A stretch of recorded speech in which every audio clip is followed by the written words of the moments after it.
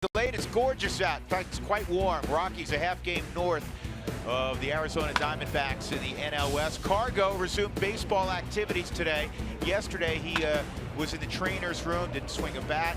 He put batting gloves on late in the game, but obviously did not pinch hit. Pat Galeka pinch hit late in the game. But it's good to see Cargo out there today. He has a little bit of a mild calf strain, but he is, according to what we've been told, available tonight. Yeah, we're still waiting for a career home run number 200, so we'd like to see it come soon and hopefully it's tonight when Cargo comes into the game.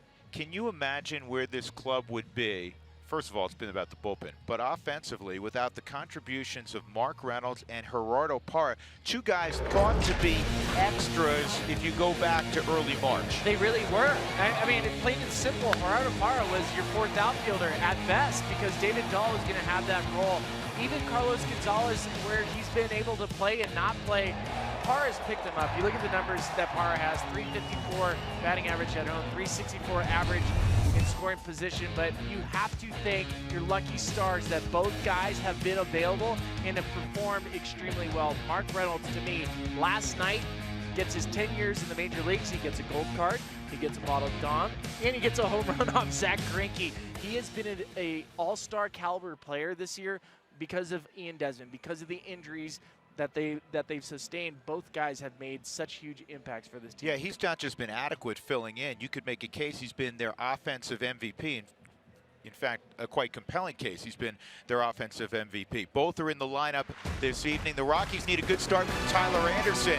He wants to perform more like the guy we saw in his rookie campaign. Anderson and the Rockies against the Diamondbacks. Come on back to Coors Field with us.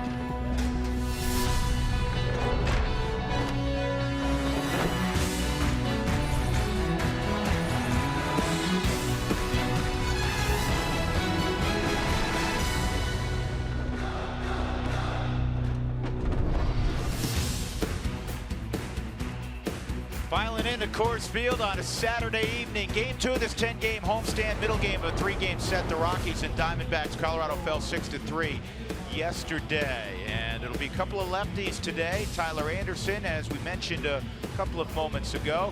And he'll be opposed by Patrick Corbin. So Anderson, who was so good a year ago, still trying to find his rhythm in 2017. He's going to face a formidable lineup. Up top, it's A.J. Pollock, and here's the rest of that lineup tonight for Torey Lovullo. And the Southwest batting order will have Nick Ahmed in the 2 spot. Originally, that was Chris Owings. That flu bug that's gone through their clubhouse for the last month, really. Just got Chris Owings tonight. He was a late scratch. Paul Goldschmidt, I think we've heard enough of him the last couple of years. He'll bat third. Then Jake Lamb, Yasmani Tomas, Brandon Drury, Chris Iannetta, the erstwhile Rocky. Gregor Blanco was not in the original lineup. He'll play right field now that Chris Owings is out of there. And then Corbett. What is the key tonight for Tyler Anderson in your mind? It's going to be command of his fastball and the four-seam fastball. I think we are looking at the numbers and his cutter percentage. We'll dissect it a little bit further, but it's been getting hit hard. So for me, it's commanding the inside part of the fastball with the fastball. Corey talked about it, and Huey talked about it, the great pregame show, about this being a very important start for Tyler Anderson just to get the confidence back. Last week against the Diamondbacks, went 5 innings, gave up 6 earned runs. 3 of those were home runs and 1 long one to Jake Lamb. And that came off a start against the Washington Nationals where he threw 5 innings of scoreless before getting touched up. You got to find a happy medium at some point. You're going to have to trust that fastball because it is good, Tyler. The four-seam fastball works, the changeup works, but he has to trust it. And tonight I'm hoping against his Diamondbacks team, the second time in a week, that he trusts his stuff. To me, one of the biggest things is the ground ball rate and how much it's changed from a year ago. Last year, his ground ball rate about 51%. This year, down 15 percentage points. But that's a good look. Ground ball to the third baseman for the Rockies. Most often is going to end in an out. 1 pitch, 1 out on world record pace. I want to point something out what Nolan just did for Mark Reynolds at first base. The sun is shining right in Mark Reynolds' eyeballs, really. And Nolan, after he fields it, watch the angle. He's going to run it in a little bit extra to make sure he gives Mark a better angle to see the baseball. You talk about field awareness, baseball IQ. What's the highest you can have? The highest recorded baseball IQ ever was 168. But they've changed the testing a little bit now. Nolan is a member of the Mensa Society when it comes to baseball IQ. That changeup's high and away. 1 ball, 1 strike on Nick Ahmed. Jenny, you have a perspective on Nolan and that sun. Yeah, I have a perspective called the sun directly in my eyes, and that's exactly what's happening for Mark Reynolds. I was watching him. He kind of tried to get to the bag as quickly as he can. Again, great heads-up play by Nolan to know his first baseman over there. Yeah, that was dangerous play because it was the perfect swinging bunt. And Nick Ahmed's going to end up at second. It'll be an error on Tyler Anderson. Infield hit. And an error on Anderson. And did Mark Reynolds get hurt? It looks like it. He started grabbing his groin or his quad right after. Let's pay attention. His hand gets hit when Ahmed runs by. He's waved off. Anybody coming out from the dugout. Jenny, what'd you see down there? Yeah, it's his hand. He's rotating his left wrist a little bit. You can tell that he kind of grabbed it right away when his glove came off, and so I'll just keep an eye on him. I think that's something that we definitely have to watch. Yeah, what you really start to get concerned about is when he has to go in and grab a bat. How does it feel? So a runner on second, and here's Goldschmidt. About the last guy on the planet you want to see with runners in scoring position, especially against the Rockies. He's driven in a run in 6 consecutive games at Coors Field. Last night he drove in 5, 2 home runs, solo shot, 3-run shot, and later he had an RBI hit.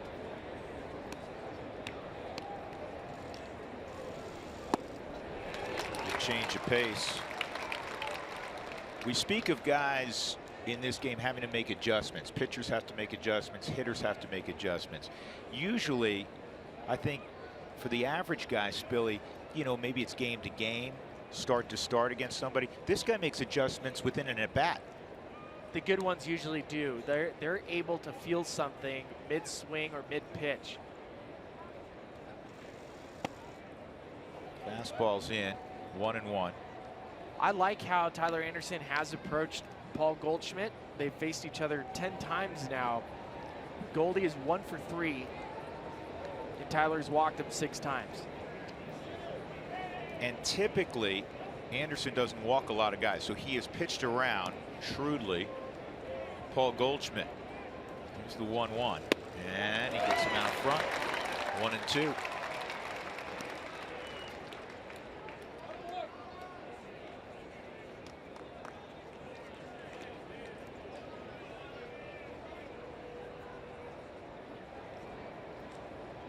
Nick Ahmed, the shortstop, good athlete. He's at second base with one gone.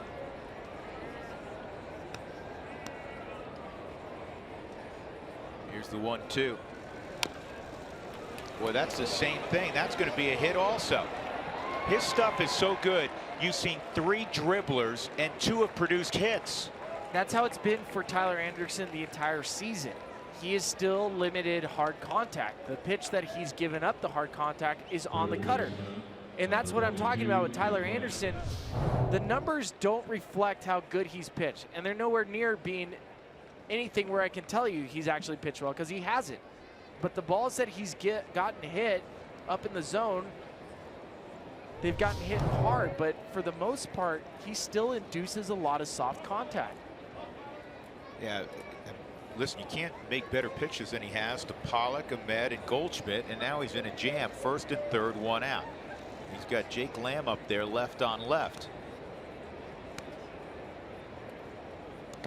And this gets away, and now the double play is no longer in order. And that's what we've seen too frequently at home. Sloppy baseball. You had the error, and now you have a wild pitch, and now it's short of a strikeout. It's tough to keep Arizona off the scoreboard here because your infield's going to play back. It's a big wild pitch. That's the other thing. When you're not going well, you feel like you're always playing uphill. I think this is the equivalent for Tyler Anderson as a hitter lining out over and over again.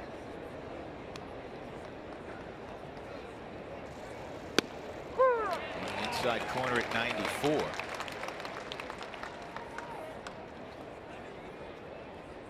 Anderson has struck out 24 and 30 and a third, so he's capable of getting the punch out. Right now, the splits are not what you'd expect. Lefties are hitting 300 and righties are hitting over 300 against Tyler.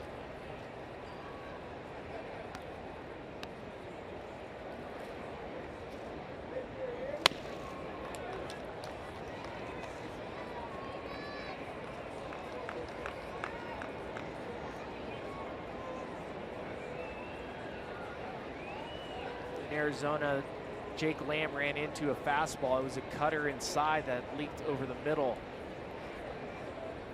You will not see a cut fastball to Jake Lamb at any point in the at-bat unless it's off the plate.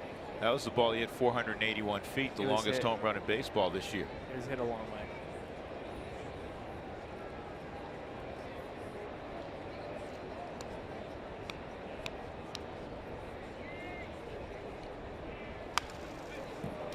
Now you're in position. You have a 2-2 count. See if he can miss a bat here.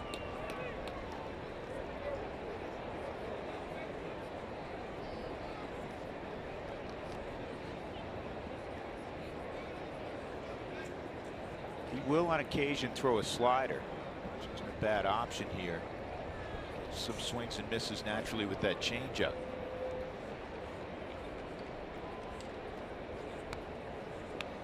Ryan Hannigan doing the catching. And it was a slider. It's 3-2. This is learn on the fly for Hannigan. He's never caught Tyler Anderson. Well, they spent a lot of time with each other yesterday, Hannigan and Tyler Anderson. We talked about that on air. I don't think you give in here either. First base is open. You do set up another opportunity for 2. So if you go slider again. He went change up, but he got the strikeout. That's a big one right there. So Anderson fans Lamb, 2 outs, and that'll bring up Tomas. You got to trust your best secondary pitch, and for Tyler Anderson, it is that changeup. Hitters this year are hitting below 190 against it. You can see the downward depth on the Subaru Supermo. Lamb is looking for the fastball. He's cheating fastball. He did not think he was going to get a 3-2 changeup. Here's a look at the Rockies defense, Billy. Hannigan doing the catching his second start. His first one was a great one in San Diego. Threw out 3 hits. He was the hero. He got the game-winning hit, also had a home run. Parra again in right field for Cargo. And Desmond in left field. Here's the dangerous Tomas, and that's fouled off. Drew, you made a really great point about Hannigan catching Tyler Anderson for the first time. I talked to him about, being a veteran, how do you get to know a guy that quick? He said, really, the first time I'll catch him is in the bullpen, and I just have to go off his command. What does he have? What's working for him? And then I have to rely on instincts. I've been doing this for a really long time. So I think that'll be an interesting game to watch between those two and how it unfolds today. But it's learning on the fly, not only for Hannigan, but, for Anderson, how a guy sets up.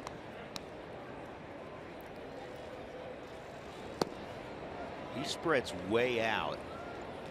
Every catcher has a different style. I mean, you go back to Benito Santiago, and I mean, he'd have his butt on the ground. He was so flexible. Tony Pena was another the good same one. way. They didn't even have to get out of their crouch to throw because they had, a howitzer attached to their right shoulder.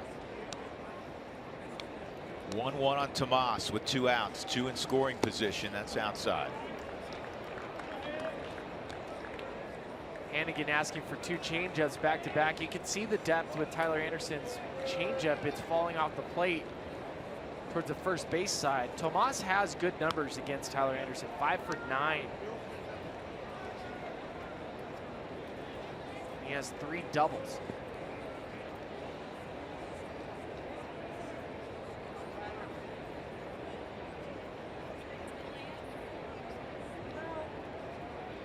Billy, people probably wondering at home, you're seeing him use his body for signals and then also flashing signs. Is the first part location? Sometimes they're called dummy signs. It all depends on the sequence that they're going with.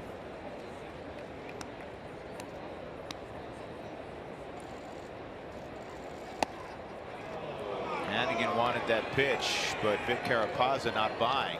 And it was right on the edge of that strike zone, the Subaru strike zone. So instead of 2-2, it's 3-1. It is how it's gone for Tyler Anderson this year. We've seen a lot of pitches within that Subaru strike zone that haven't been going his way. And then when you see 2 infield singles, you have a good understanding of the type of season it has been for Tyler.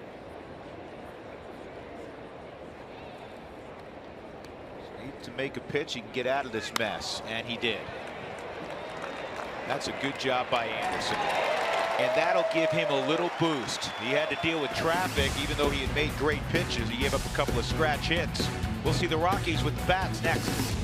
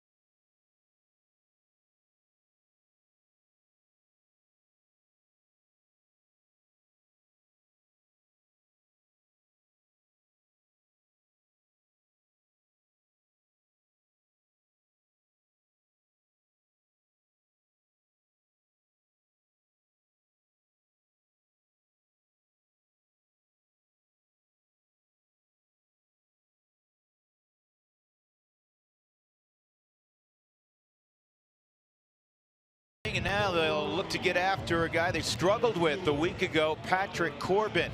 And naturally, that man will lead it off. The bearded one, Charlie Blackmon. Here's the Southwest batting order for Buddy Black. DJ LeMahieu will bat second. Nolan Arenado after that. Ian Desmond will be in the cleanup spot. Mark Reynolds' 9th home run yesterday.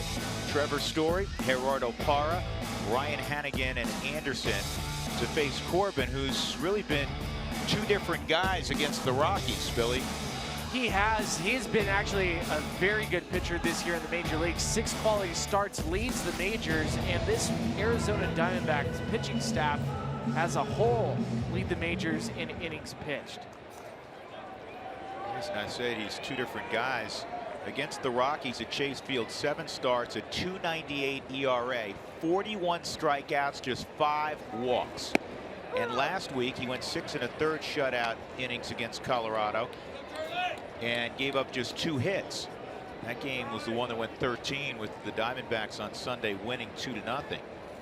And this is pulled foul. But there's the other Patrick Corbin, the one who shows up at Coors Field in 6 starts here. Corbin, a 6.55 ERA, and the strikeout to walk ratio much different. 23 strikeouts, 10 walks. That's not a bad ratio for most, but it's nowhere near 41 and 5. 0-2. His best pitch, which may get neutralized a little bit at Coors Field, is his curveball. He's got a great curveball, has a great slider. We saw a lot of that last week in Arizona. But what impresses me, this is a 2013 All-Star. There's that curveball. That's off the bat, down the right field line. Extra bases for Blackmon. And Charlie takes a peek over his right shoulder, and he'll be plenty satisfied with a leadoff double. He's done that a bunch this year. Talk about leadoff home runs. Charlie has plenty of leadoff doubles. Good start. On the Supermo, you see the pitch. It's hard to tell if that was the curveball or the slider. But Charlie shortened up his swing, rewarded by hitting the bag. That's tough to do.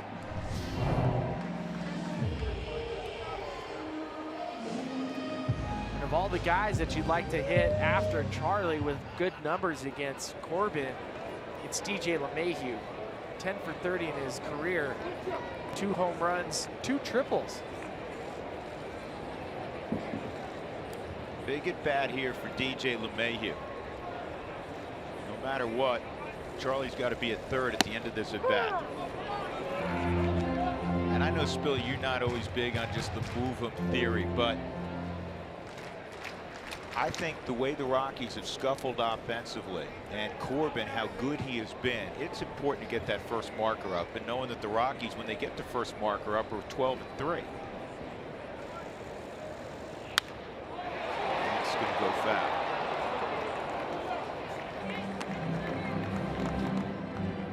Don Baylor used to tell his hitters, guys that have the ability to hit the ball opposite field, not to try to hit the ball opposite field, but to shorten your window.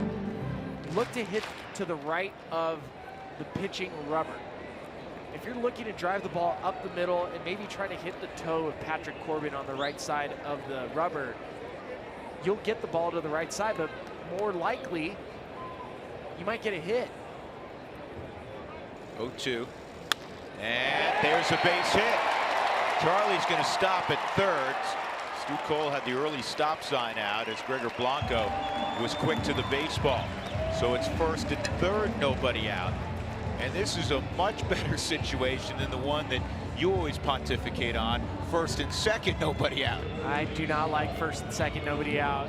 I always tell people that you bunt. And the only reason why it's the only situation where percentages of you scoring go up by giving up and out. But this is not a situation to bunt. This is a situation for Nolan to come through. And this is a person specifically for Nolan that has given him fits. 4 for 29 against Patrick Corbin. Yeah, he's not 4 for 29 against many folks. As we say, it's always time to, never a better time to turn those numbers around.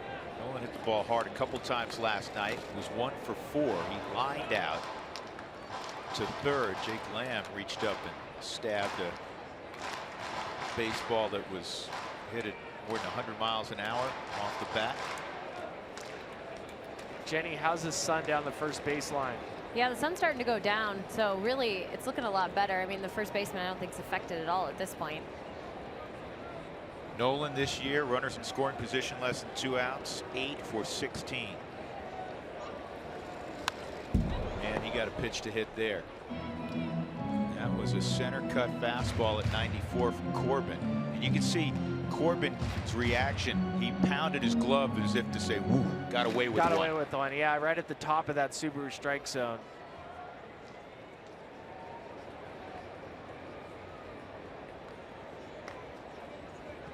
Man, it's beautiful out.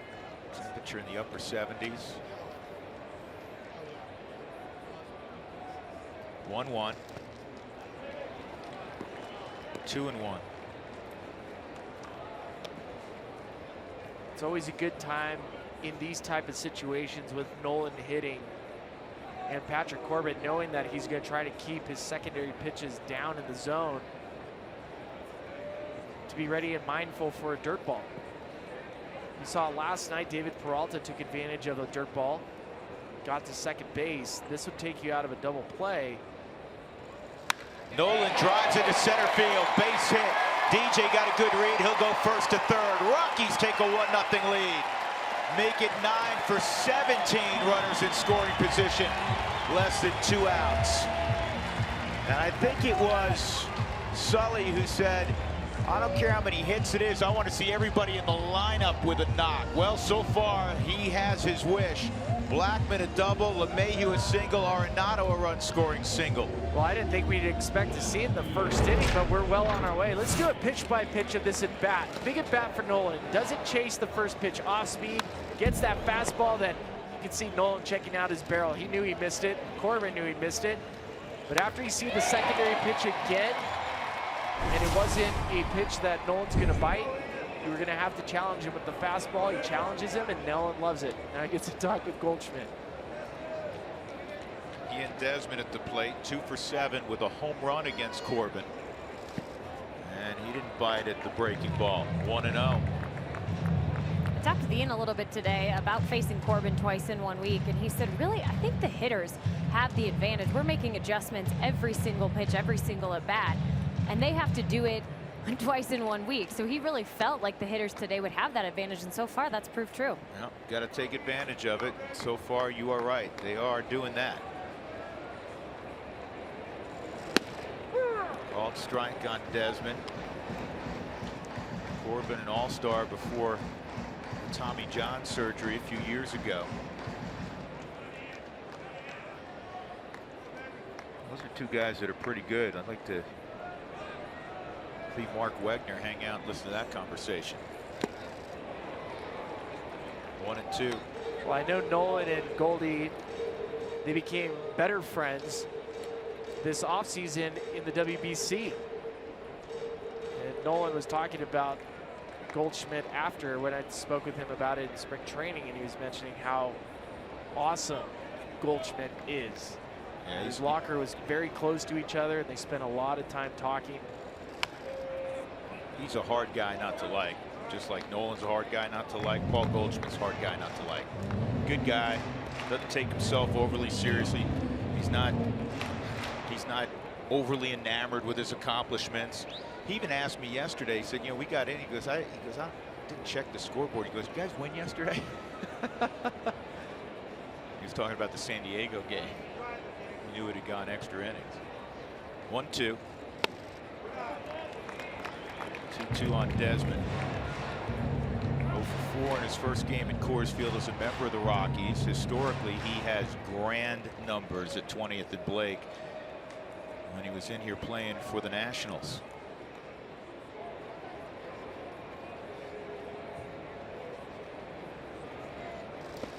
Now it's 3-2.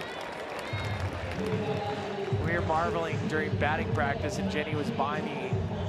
Ian Desmond, when he takes BP, I haven't had a chance to watch him take BP at Coors Field. It is loud, and he was hitting it to all parts of the field, line drive after line drive.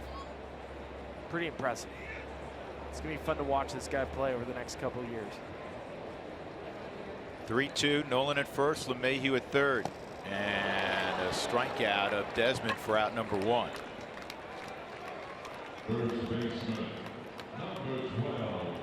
That'll bring up Mark Reynolds. There's Chris Iannetta. Chris doing a lot of catching. They have 3 catchers on their roster with Jeff Mathis, another veteran and former Angel as well, and of course Chris Herman, who can play everywhere. Tomas Pollock, Blanco in for Owings in right field. Ahmed and Drury make the double play combination. Lamb on one corner, and of course Paul Goldschmidt at first. Reynolds will try to get something in the air, get that second run home. Mark yesterday hit his 9th home run, also had a base hit and a run scored. He scored 2 of the Rockies' 3 runs, 2 for 4 for Mark. Among guys with regular at bats, Reynolds leading the club in hitting at .314. Kept an eye on Mark coming in just to check on his wrist. Bud Black did come over to him and they had a conversation, but it ended in laughing. So I'm assuming that he's good to go during this at bat, you guys. Right. It's not usually Skip. Man, that is hysterical. My wrist feels like it's broken. Yeah, that's usually not the nonverbal reaction. No.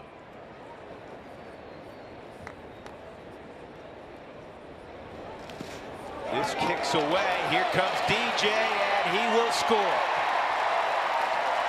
Make it 2-0 Colorado on the wild pitch by Corbin. Corbin not able to locate his secondary pitches yet. That's something that you have to jump on a pitcher early in the game. You see it down, Nolan looking at, reading it down, but DJ with the, you have to trust your instincts if you're going to try and score from third at home plate. You see on the Subaru Supermo where the ball hits on the side of Chris Iannetta's chest protector and shoots off. That's such a big play, because now you have the second run, obviously. Double plays no longer in order. I mean, Corbin was double play away from getting out of the inning. This ball is hit well to left center field. This is going to carry out. Another home run for Mark Reynolds. Make it a first inning 4 spot. Well, yesterday, Mark earned his 10th year in the major leagues. It was a big day for him. He got a gold card for being 10 years in the major leagues. He also got a bottle of Dom, had a home run on Zach Greinke. Why not add it to 10 home runs for this year? If you're not writing him into the All-Star game, you might as well. Check it out on the Subaru Supermo. This is a line drive. Short, quick. I thought his wrist was hurt. Yeah, the wrist, I think, is okay. Trevor Story at the plate takes ball 1. Mark Reynolds, 7 of his 10 home runs at home. And the Rockies could not have asked for a better start. 1-1 on Story. And that's going to ruin Patrick Corbin's 6 consecutive quality starts in the first inning. Yeah, that's no longer an option for him tonight. 1-2. How about Reynolds? He didn't hit his 10th home run last year until July 21st. He finished the year with 14. The way he's hitting them, he may have 14 by the end of the weekend.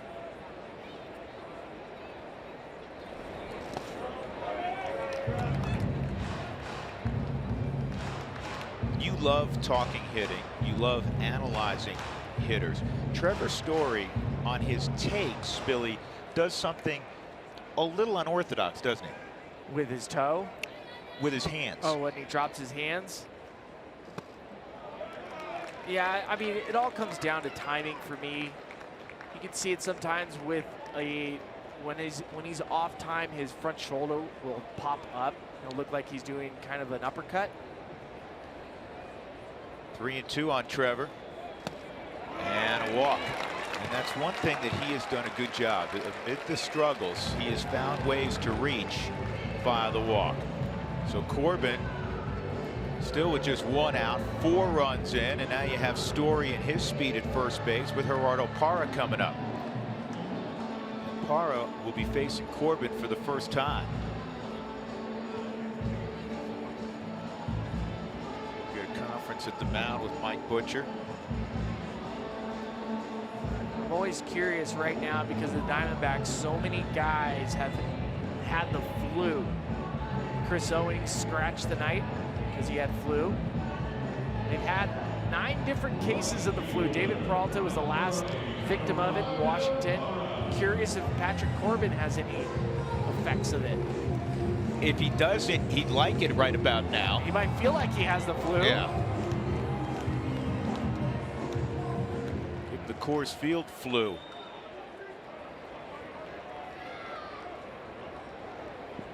So real good speed at first with Story. Again, still just 1 out, 4 runs in.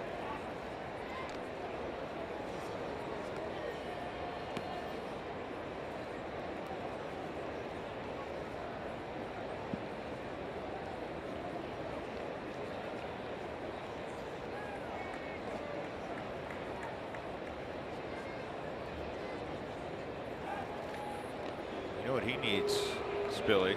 Forget the Dom Perignon and the 10-year gold card. He needs a birthday bomb. For Gerardo? For Gerardo. Yeah, Mark Reynolds with the gold card. He got it yesterday, so I'm all for Parra getting a birthday bomb.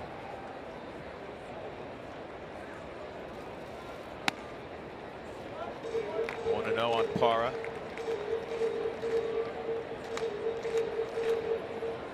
Corbin nibbling a bit. He's fallen behind each of the last 5 hitters.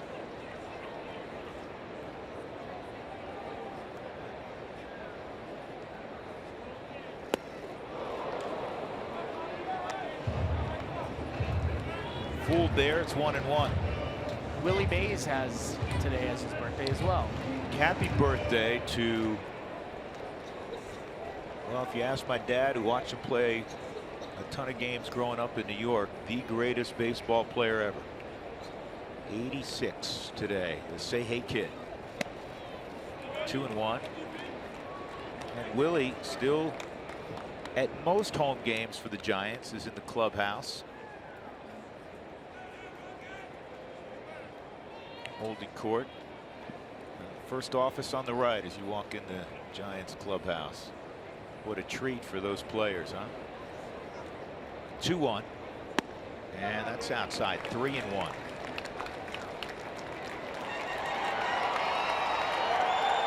Ryan Hannigan on deck.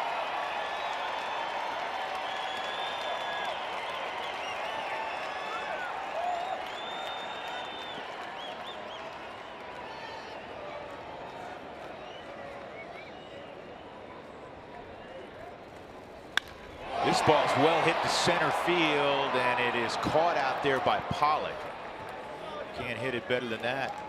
Gerardo Parra, line out to deep center. 2 outs. And that'll bring up Hannigan.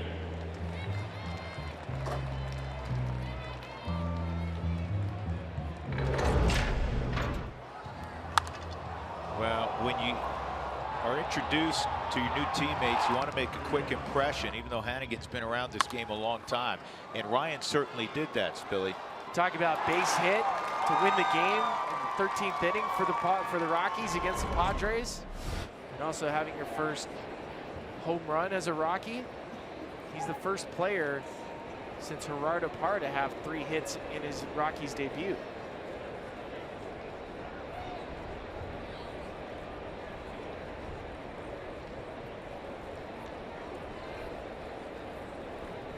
He was behind the plate for both the Homer Bailey's no-hitters.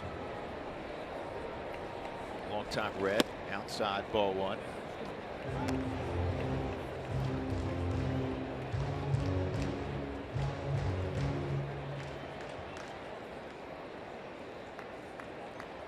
Pretty sure when Homer Bailey's parents named him, they thought he was going to be a hitter, not a pitcher.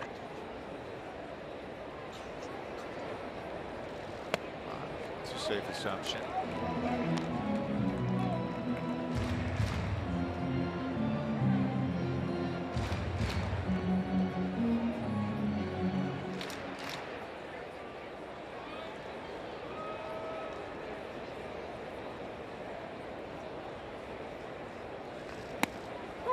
Two O's in there, 2-1.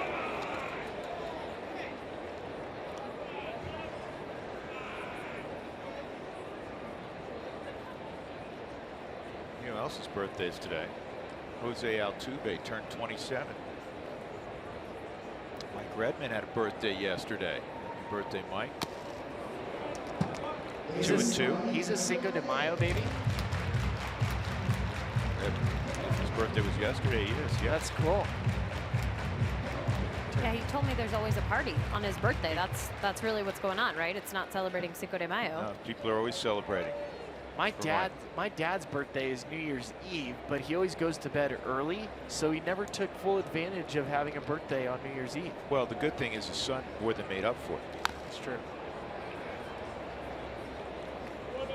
And continues to this day.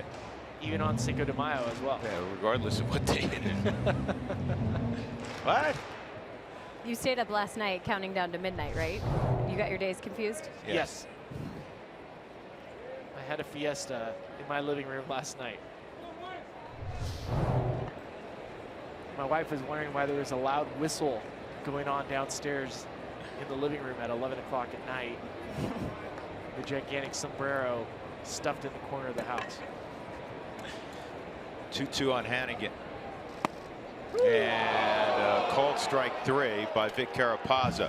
A very nice bottom of the first for the Rockies. Blackman started it with a double. Then it was the base hit by DJ, an RBI single from Nolan. And Mark Reynolds hits a scorching liner that carries out 4-0 Rockies.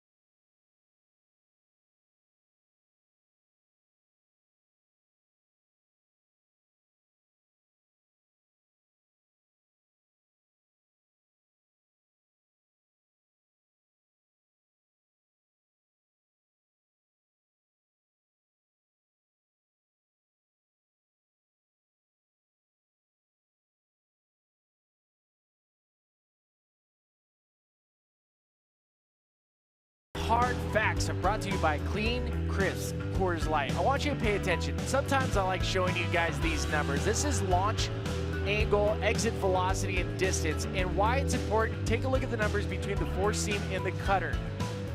The exit velocity off the four seam, right about league average, that is good. But on the cutter, notice the velocity, 94.2 miles an hour, that's getting hit hard. And the launch angle, much closer to a line drive. Last year, it was at 1.4, basically telling you that those cutters were going straight into the dirt. And that's part of the reason why Drew mentioned earlier the ground ball rate for Tyler Anderson down to 36%, where it was 53% last year. Bud Black was talking about maybe putting too much pressure on himself, because there's times for a pitcher that something as far as nerves, maybe let's not call it nerves, but trying to do something a little bit more changes your grip ever so slightly, and you walk a fine line between a good pitch and a bad pitch. And for Tyler, you can see based on those numbers that the cutter has not been a good pitch yet.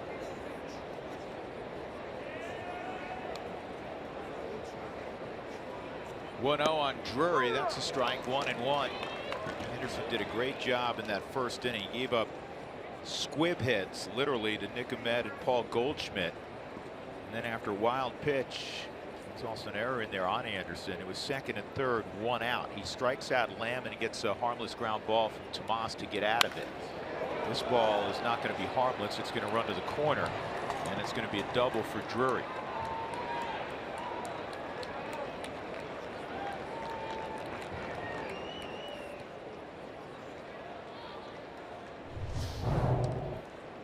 Well, the Super looks like a four-seam fastball, elevated. Drury has hit Tyler Anderson pretty well in the past, 4 for 7. Sees the ball well, but when you miss up in the zone, even though it was well located off the plate, that's still a pitch a guy like Drury, who's about 6'3", can handle.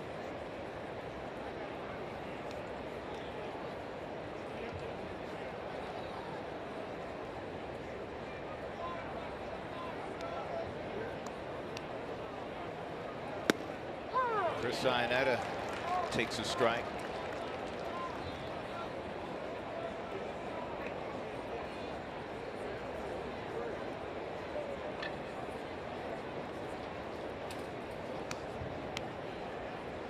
Iannetta has never faced Anderson before.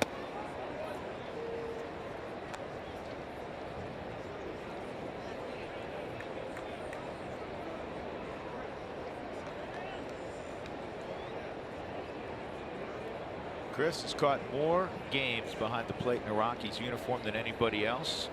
427.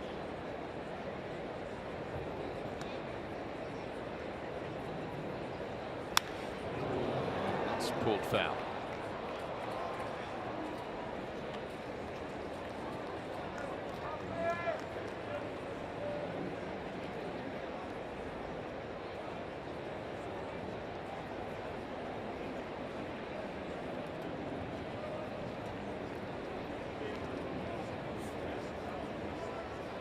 I have spent a lot of time with Chris Iannetta, one of my favorite teammates. And over the last couple of years, he's joined a new endeavor. Him and Vernon Wells, longtime outfielder with Toronto, and played some with the Angels. That's where they met. They started a winery called Jack Winery. Oh no, not another one. Come on. No way. Oh, what a play by Nolan. Safe?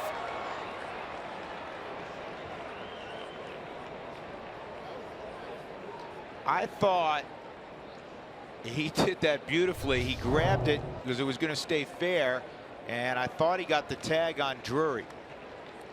That's unbelievable. That's the third one today. Yep. And we're lucky that Nolan doesn't get hurt on this play. And that thing's going to stay fair. Unbelievable. Yeah. That's 3 tonight. That's 3 of the first 7 hitters that have hit dribblers up the third base line. I've never seen that, ever. So another infield hit. Now it's first and third. The good part of this bad situation is that you're at the bottom of the order. He's left on left with Blanco. Was inserted in the lineup late when Chris Owings didn't feel well. So another left-handed bat, and then you have Corbin, the pitcher. This is the key at bat, I think, in this inning.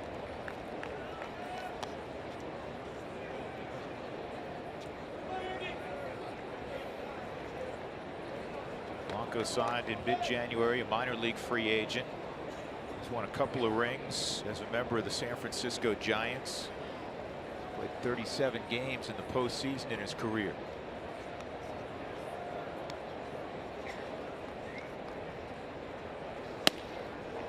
And that's ball 2. That's how special that Giant run was in 14 with Mad Bum on the mound. In Game 7 of the World Series, they're starting, with all due respect to Gregor Blanco, they started Gregor Blanco in the outfield. Who was it Perez? They basically had 2 fourth, maybe 5th outfielders starting in Game 7 of the World Series because of injuries. It's nice when you have Mad Bum and the type of pitching that they had. That negates a lot of things, doesn't it? 2013 was Blanco's best year in San Francisco. 120 hits, had quite a few at bats, 452 that season. Jenny and I were able to listen to Torey Lovello speak of Gregor Blanco today, and a lot of high praise.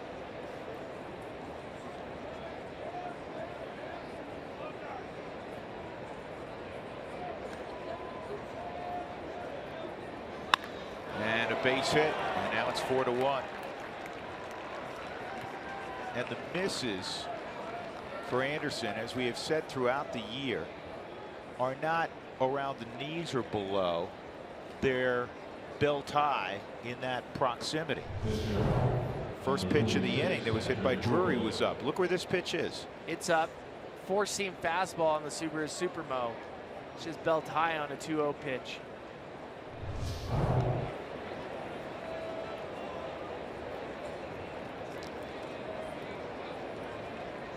Now Corbin will be bunting.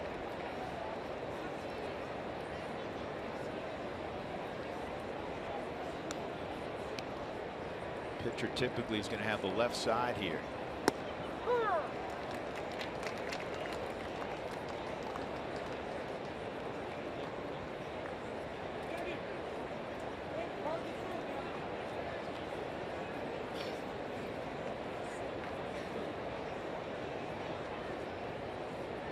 We always get to read great stories of athletes, and Patrick Corbin's story of trying out for his high school baseball team as a junior wearing jeans is one of my favorites.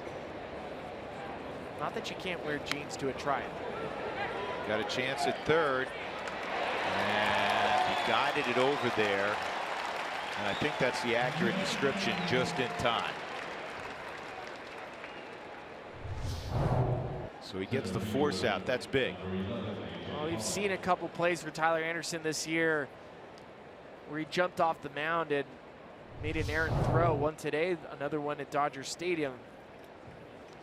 That play, he feel his position well and got the lead out. Now you have to deal with Pollock in the top of the order. He hit a one-hopper at Nolan to begin the day. Rockies up 4-1, 1 out. Blanco at second, Corbin at first.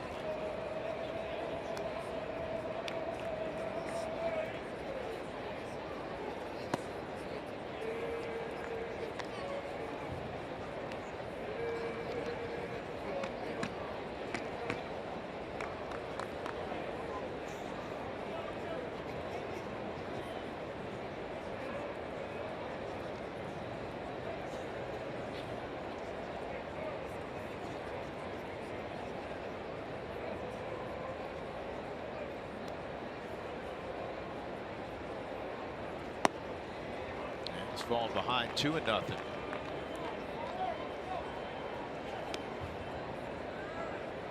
Even with the misses, you see the second pitch on that Subaru strike zone.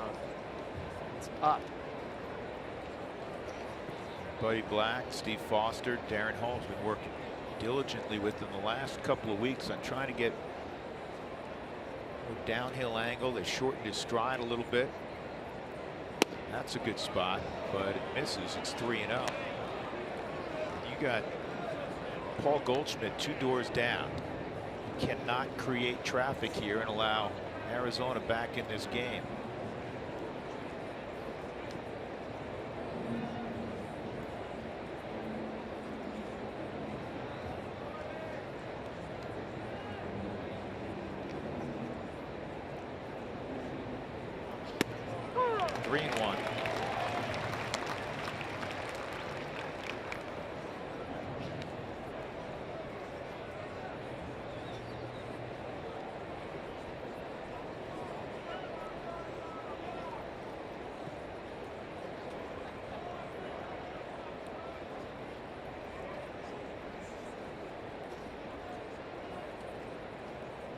Anderson really slowing it down right now. Trying to execute a 3-1. Good pitch. He executed that at 95 on the black.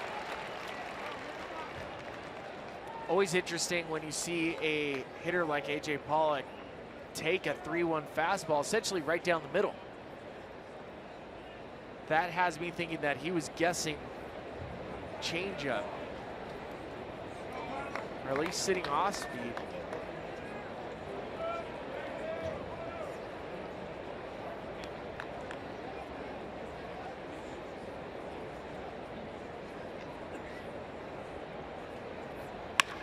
Hard shot at Nolan. He'll go to the bag and throw across the diamond in time for the double play.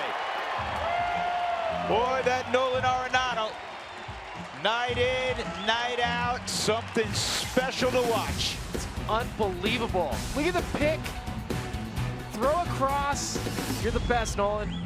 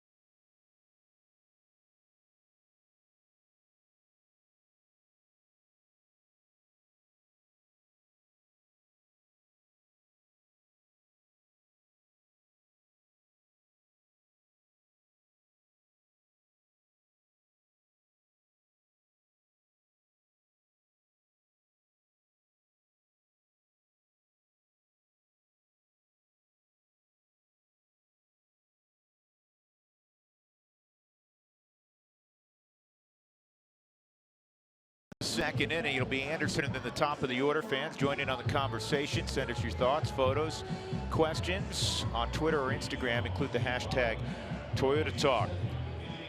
Well, Nolan Arenado, most guys are going to go around the horn here, 5-4-3. Keep in mind that he has A.J. Pollock running, who can really motor.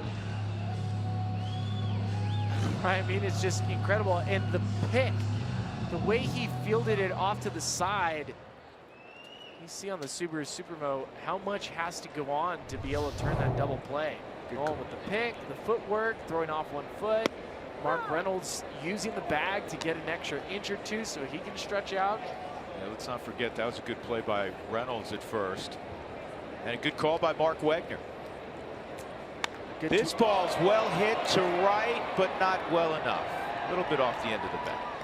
Had a nice trajectory, fooled me for a moment. Gregor Blanco makes a catch. Tyler Anderson, we've talked about this in the past. He has some pop. Needs to swing the bat. 1 out, and that'll bring up Blackman, who got the night started well for the Rockies when he doubled off the first base bag. Down the right field line, he would eventually score on an Arenado base hit. Nolan's 20th RBI of the season.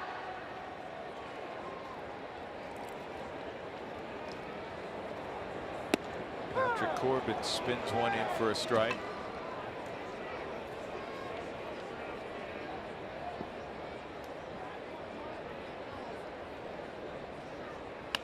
And Charlie fists this one to short. And Goldschmidt came off the bag evidently. That throw was high from Ahmed. And Blackman reaches. That'll be a throwing error on Nick Ahmed, a rare one. Nick Ahmed, known for his sparkling defense, had to get rid of the ball quickly. Looks like the umpires are going to review. Did he come down on the bag? That's going to be the key. Watch that right foot. You know what? Like yeah, that one might get flipped.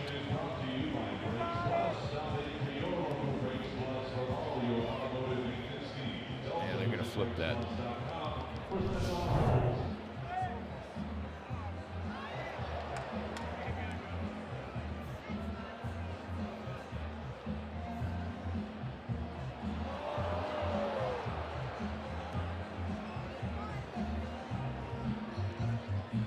Jenny, you know what we need to do? You know what? Maybe we're looking at that one. Maybe it's not conclusive enough. You think it's going to stand? That one, to me, it seems like he comes down on the bag.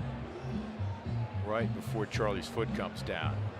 But we've thought at times that a call is going to be reversed, and well, this one is reversed.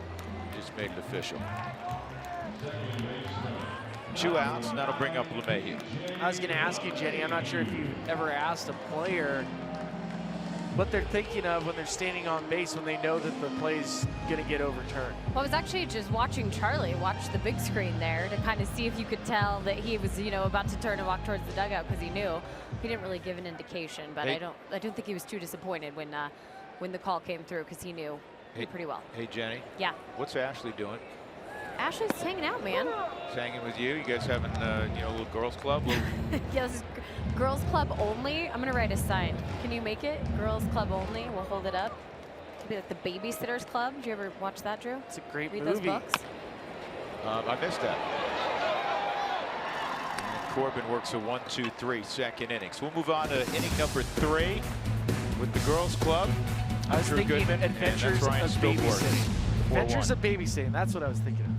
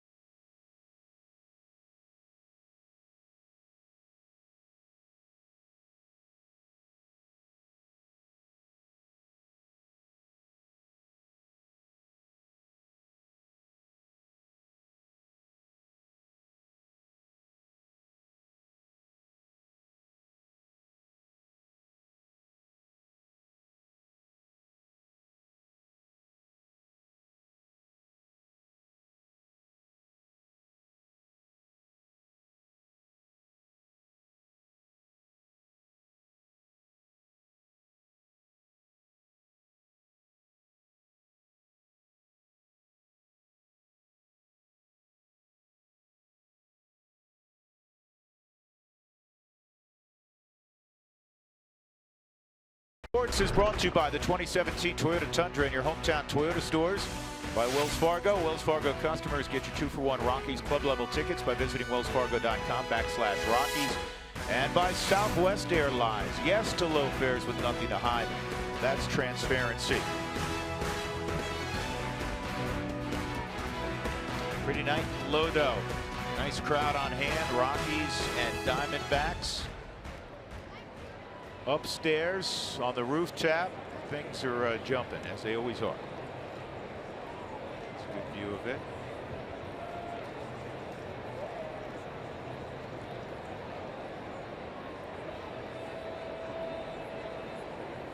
Are we doing a show up there this year? You are. I think you and Huey. Are we? I don't think I get to go up there. You can come up and visit. I don't think Ryan's allowed There's on a the little bit of a rooftop. There might be a little bit of an incident that happened. Oh, are you persona non grata up there? I don't think I'm allowed. They have my picture up. Nick Ahmed, and this is off of Nolan, and Story couldn't pick him up. It's a hot shot. I'm sure that'll be an infield hit. Why not? I'll make 4. Hit off the end of the bat. You see where it hits on the grass. It shoots up on Nolan. I love the awareness of Trevor Story. Watch. Kicks off. Goes with the bare hand, one-legged throw. Nearly got him. And if you're wondering why was Nolan inside the bag, he was protecting at least until there was a strike against a bunt. So it's an infield hit. Here's Goldschmidt. And that is missed by Story, and that's costly. That one hurts. It's a double play ball. If he catches it clean, Nick Ahmed is about halfway in between first and second base. And you see the good changeup. See the depth, gets in on Goldie. This is perfect. And you can see the ball knuckle on him too, yeah, on the Subaru Supermo. Cool camera angle. Yeah, it's going to be, as you said, Ahmed was fairly far off. At the very least, it's an out. And possibility of doubling him off first base. Jake Lamb 2 on. You know how dangerous this lineup is. Rockies got off to the quick 4-0 start. But I'm sure Arizona, especially at Coors Field, undaunted by that. This is a lineup that's produced a lot of runs. They've hit a bunch of home runs. They steal bases. And right now, you got to be wary of that, especially Anderson being a lefty. They have 7 double steals this year.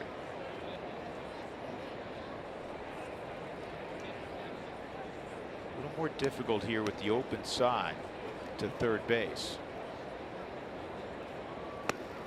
I'm telling you, they like to live on the edge under Torey Luvello. We've talked about the good work Dave McKay's done with this team in the running game. They lead Major League Baseball in steals.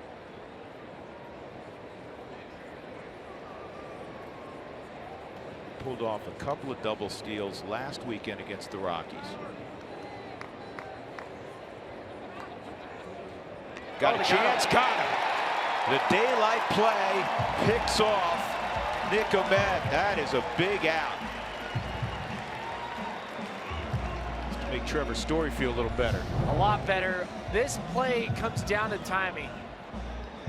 The Subaru Supermo. You have to trust Trevor getting to the bag on time, and that's an easy out.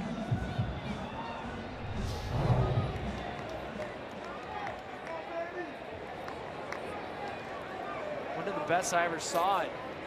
The daylight was the shortstop they used to play here before, Troy Tulowitzki.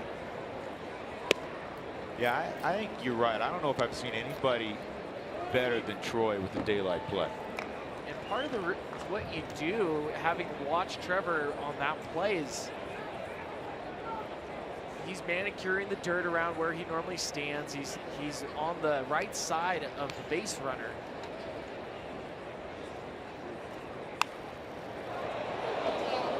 And prior to doing these type of pick moves, there's usually a sign that they give one another. So you can see Trevor's just waiting for it. Waits for the perfect time. And that's executed perfect. And a sick feeling for any base runner, but particularly for a shortstop. A shortstop on a shortstop. Yeah. Even for the third base coach, there's not a worse feeling for you. 2-2 on Lamb and a check on Goldschmidt.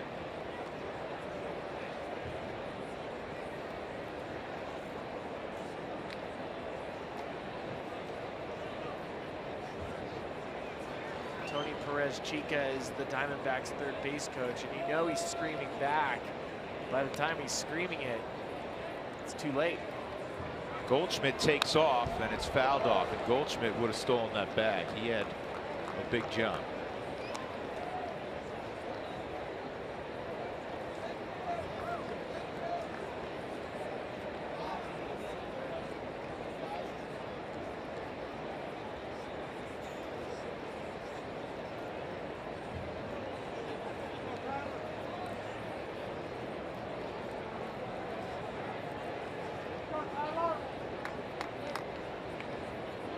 Rockies ahead 4-1, top of 3.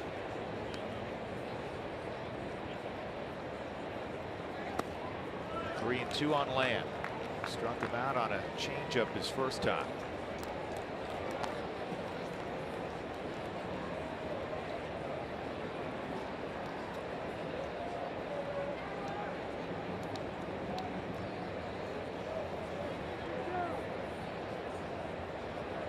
Anderson, a Las Vegas kid who went to the University of Oregon when they resurrected that program. Political science major in Eugene. Here's the 3-2. And he got him again. Anderson with a 93-mile-an-hour heater to fan Lamb for the second out. And that'll bring up Tomas. Subaru Supremo just gears back and pulls a four-seam fastball, blows it right past Jake Lamb. Maybe some of that Spilly set up by the changeup to get him the first time. I could hear banging of a bat coming out of the Diamondbacks dugout. That is a frustrated Jake Lamb. Tomas grounded to short to end the first inning, and a threat. See, that's a pitch that Anderson is fortunate wasn't hit hard. That was up again. So frequent last year. Tyler Anderson, who drew comparisons to Jeff Francis with his ability to work the outside corner at the knees and off of that.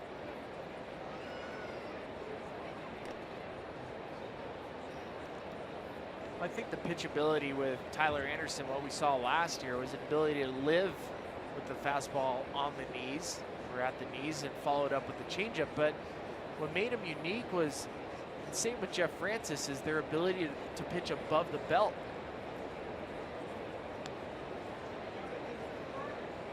Hannigan wants this pitch up, but instead there's a check at first. And I think when we pointed out some of the numbers with the StatCast and the exit velocity with the cutter, last year when we saw the cutter, he was throwing it off the plate and letting it come back. And this year, we're seeing it start on the outside part of the plate and run towards the middle of the plate.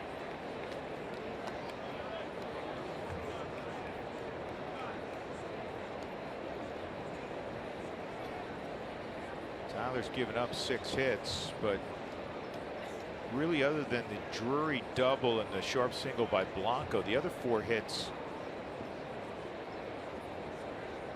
are all of the infield variety, some of the squib variety. Thomas went. Tomas now behind 1-2.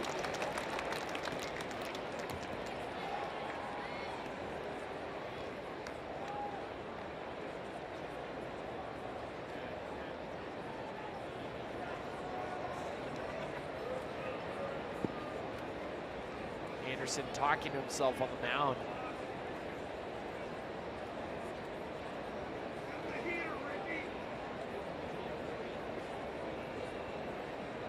One, two. He's got it.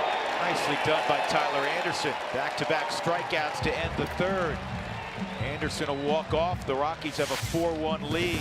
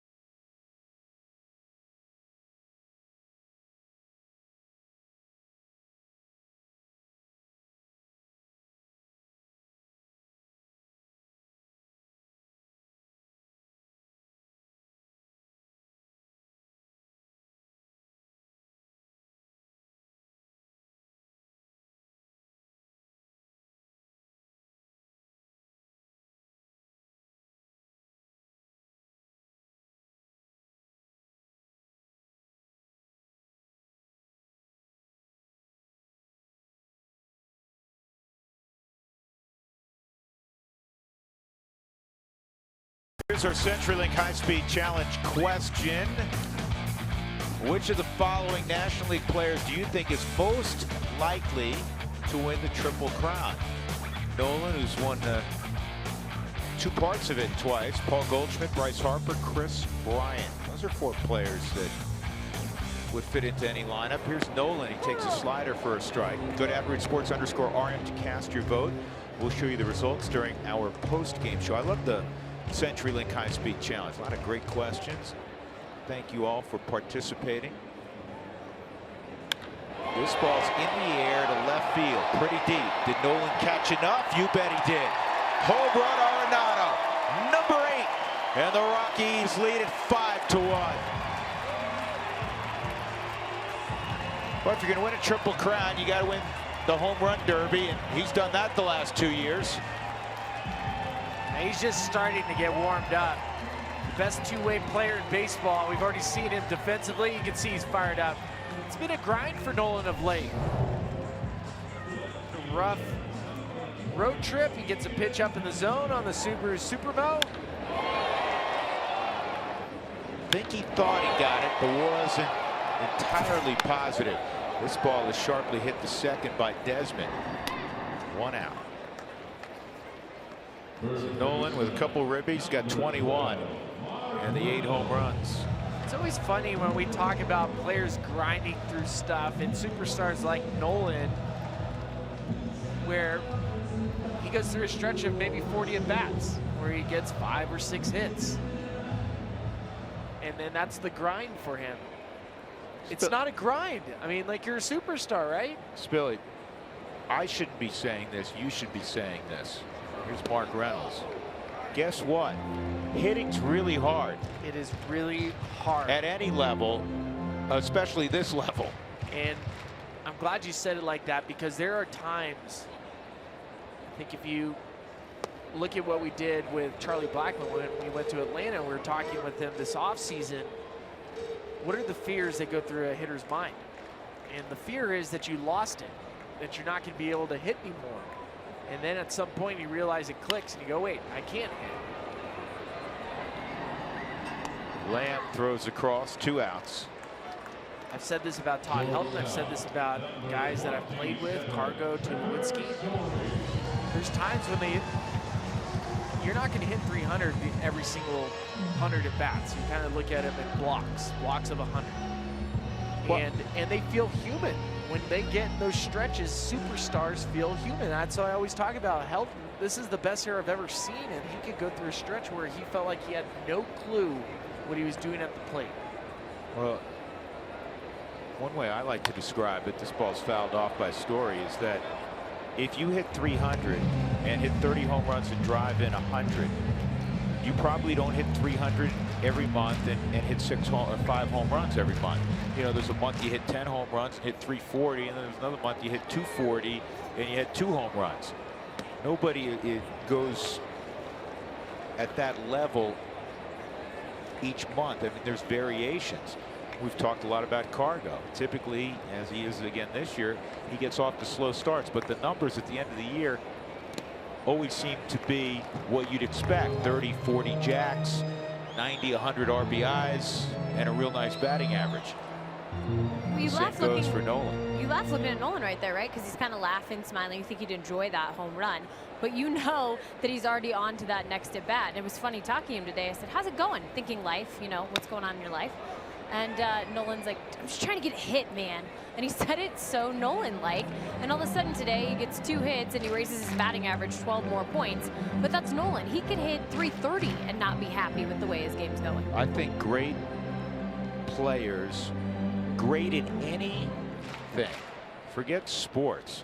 I think if you rise to the top of your industry, your avocation, your occupation, you are never satisfied. Maybe it's unhealthy. This ball's lined to center field and it's hit too well. Story lines out to end the inning. Nolan Arenado just passed Brad Hopp with that home run. 119 Rockies home runs. 5-1. Good guys.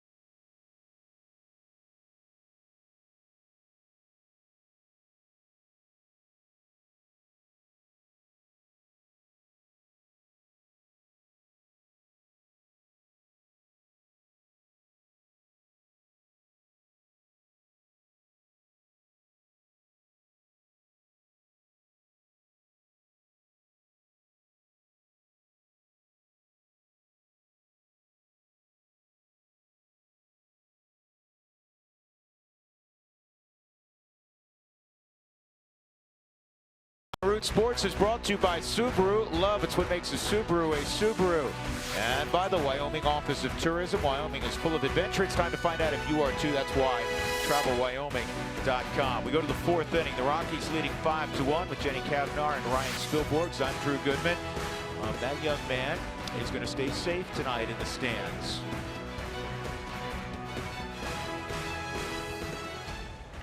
Oh, man.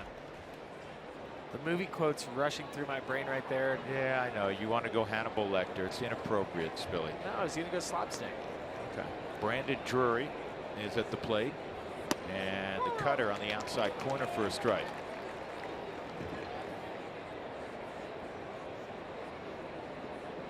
Drury doubled to right back in the second inning. Chris Ionnet is on deck. Anderson looking for his first 1-2-3 inning. The 6 hits he's given up kind of misleading. His 4 hits didn't leave the infield. He literally has given up 3 hits that dribbled up the third base line and stopped. Jenny, it sounds like the Rockies dugout has been barking at Tyler. Are they encouraging him? Yeah, I mean, I think so, Spilly. You know, it's obviously one of those games. Drew just mentioned it. You don't have a ball, or you don't have several balls that leave the infield. It's frustrating to even have a score on the board. But I had an interesting conversation with Darren Holmes earlier today, and he was saying he felt coming into this game, he felt the best, the most confident with Tyler making these mechanical adjustments that he's felt, you know, the last couple of weeks. He said his side sessions were great. His demeanor was great. So coming in, he felt the most confident. But he also said, and I wanted to ask you guys about this, he said he really feels like it takes 3 years to determine if a guy can really be a good major league pitcher, especially when they pitch in this park. That's a long time. We're talking about being really patient with some young guys. Well, I think, and I want to ask, follow up, Jenny, with Spilly on this. That misses. Somewhat analogous to the old thought with a major league hitter. You don't really know what you have until he has about 1,200 or so at bats. 1,500 at bats is usually the number that you want.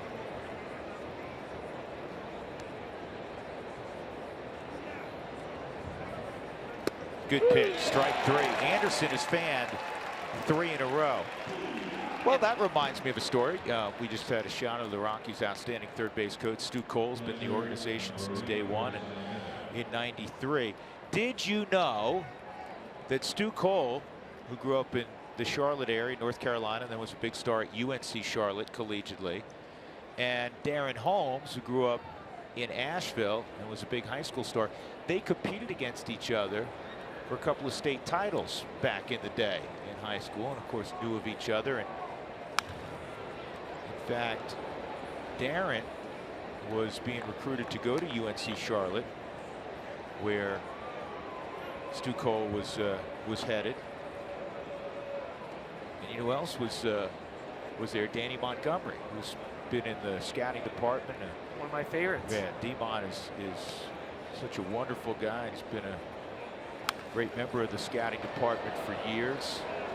Assistant scouting director to Billy Schmidt, and they were together. They were the double play combination, D-Mon and Stu Cole at UNC Charlotte. But Stu Cole and Darren Holmes go way back to their high school days, knowing of one another. Darren signed right out of high school.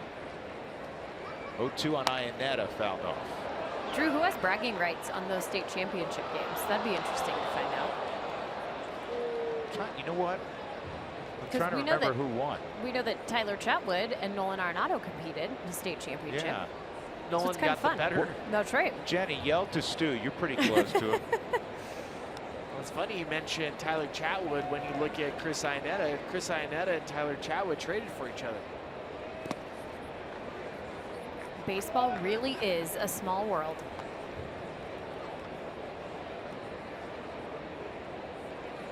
I think especially when you get to the level, Billy, that you played at, Huey and Corey played at, because even in amateur ball, you're on elite travel teams. Collegiately, you know, if you're fortunate enough to play in the Cape or the Northwoods League, for instance, no swing. A lot of times you have played against or with the top players. So when you are fortunate enough to get to the big leagues, even a guy across the way, go, yeah, man, I played with him or played against him. Or we were on this. Say, remember Cargo? Cargo as a kid was playing in Florida in a world event, and he had played against Tulo. That's right. 2 outs. MLB.com at bat is your #1 mobile app for live Rockies baseball. I use it every day. Get Rockies home screen icons and app features, as well as live game video highlights, radio broadcasts, statcasts, news, and more. Download MLB.com at bat today. You always hear me talk about launch angles and exit velocity. I'm getting those numbers off that MLB at bat app. Cargo's telling jokes because Antonio Senzatella is crying laughing. Gregor Blanco at the plate, and he takes a strike.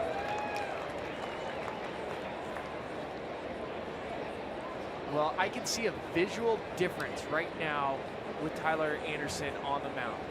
He's leaning forward. You can see the confidence slowly growing. This is a good inning for him. Here comes DJ, and he'll get Blanco by a step, and it's the first 1-2-3 inning for Tyler Anderson.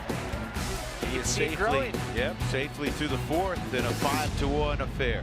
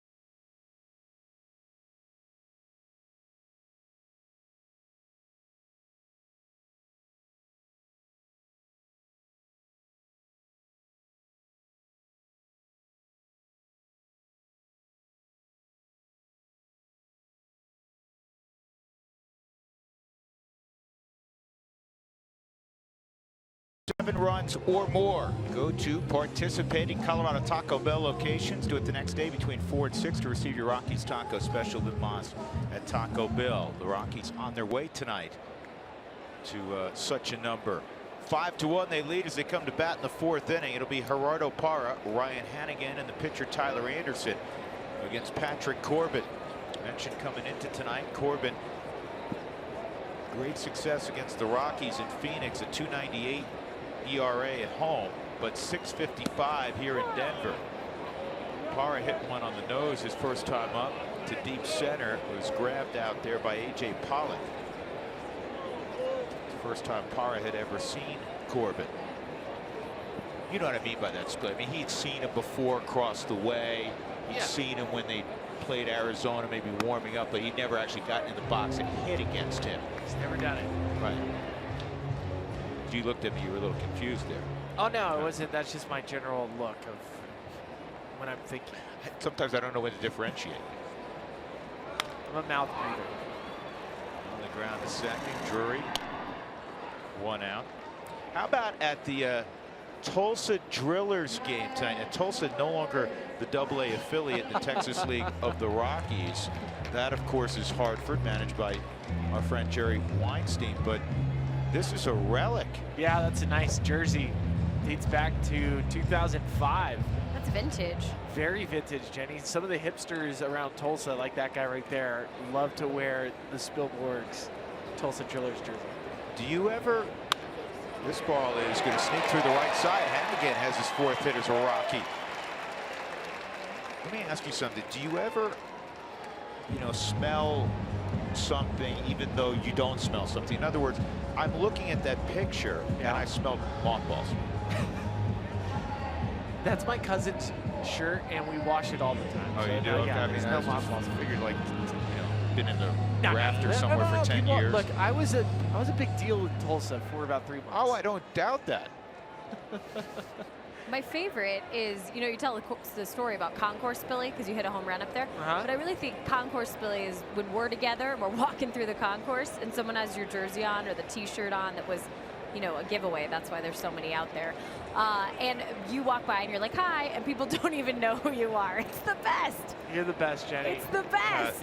That's bursting a bubble. That's not right. Oh, come on. They all know who he is. It just takes him a second in his suit and tie. Yeah, they're like, who was that guy? They're looking for your goatee.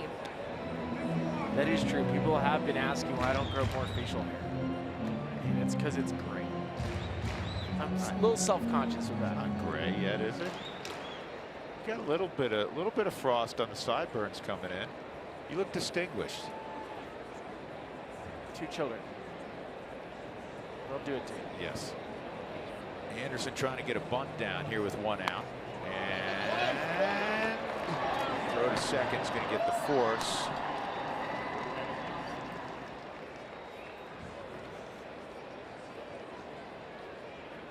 Corbin knew he had a catcher running. Was able to take a little more time and get the force out. So that'll bring up Blackman with Anderson aboard.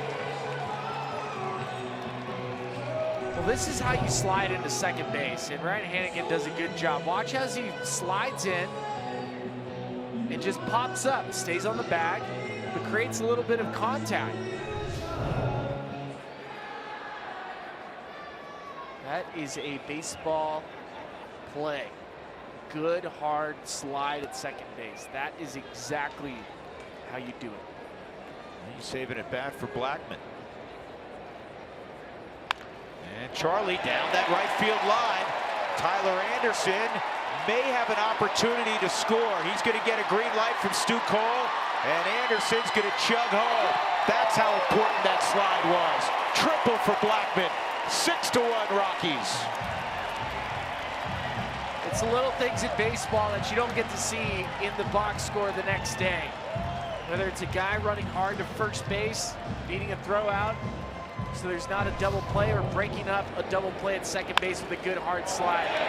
Charlie Blackman, 2nd extra base hit of the day, and Gregor Blanco had a little bit of trouble deciding what kind of angle he was going to take to the baseball. Because of that indecision, it rattles around in that right field corner, and Tyler's able to score. Slider up in the zone on the Subaru Supermo. See Charlie's nice, short, quick slider. That is RBI number 26 for Charlie Blackman. That's incredible. From your leadoff hitter? Amazing. There's only one center fielder since the start of last year who has more RBIs, and that's Mike Trout. And it's pretty close. In fact, Charlie has one more home run than Mike Trout? Yes.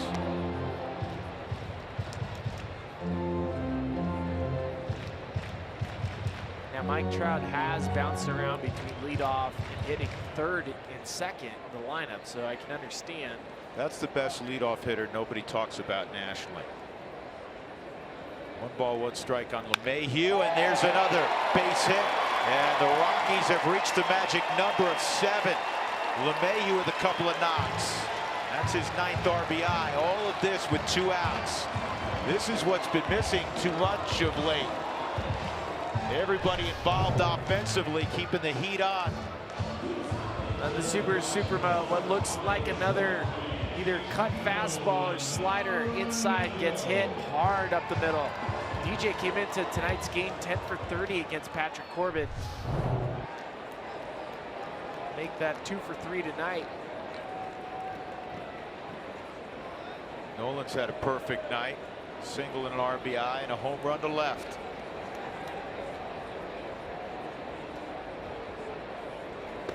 And this gets by, and LeMahieu goes to scoring position.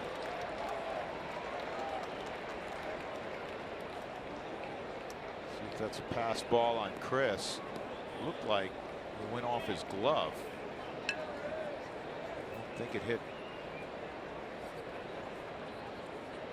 the dirt.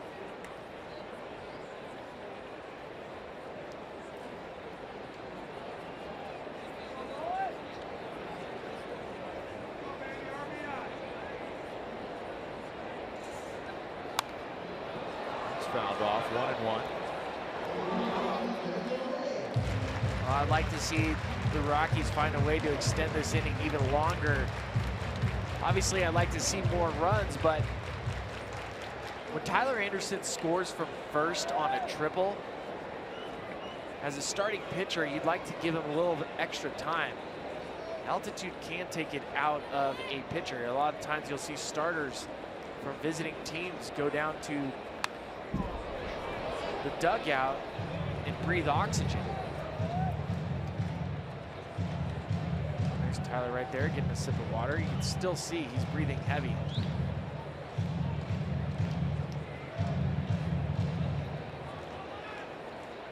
I think a huge key in more ways than one was DJ getting a hit, so he's going to get, 5, 6 minutes, who knows, maybe longer than that, of rest after chugging around from first.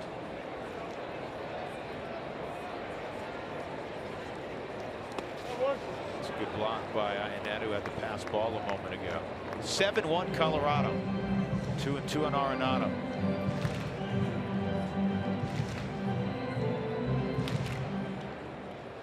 I think the way Nolan's picking up the baseball right now,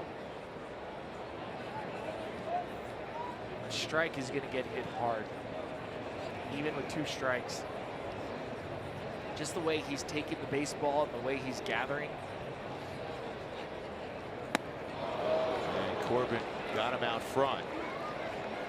That'll end the inning. The Rockies come up with 2 runs on a couple of 2-out knocks. A triple from Blackman, a base hit from LeMahieu.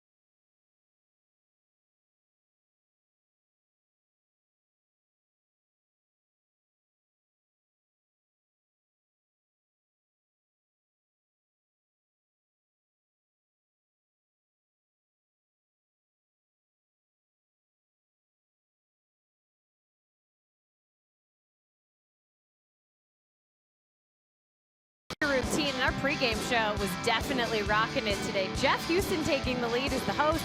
Corey Sullivan was the analyst, and that was our producer, Mike Caniglio. Yes, the makeup application on point, Sully. You got it down. And the boys had their good luck fist bump there for the show. Oh, don't forget the prep work. That's the most important part. It's also when we really talk about what we're doing. Oh, look, they're watching for themselves, guys. Isn't that funny? That's what they do. They're on. You're on.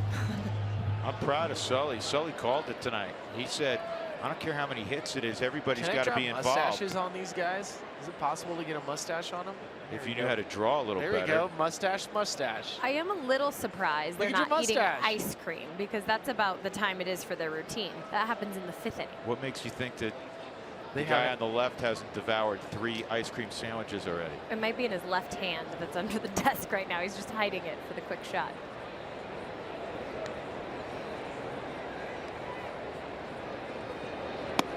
Patrick Corbin at the plate, and Anderson pours one over. It's 0-1.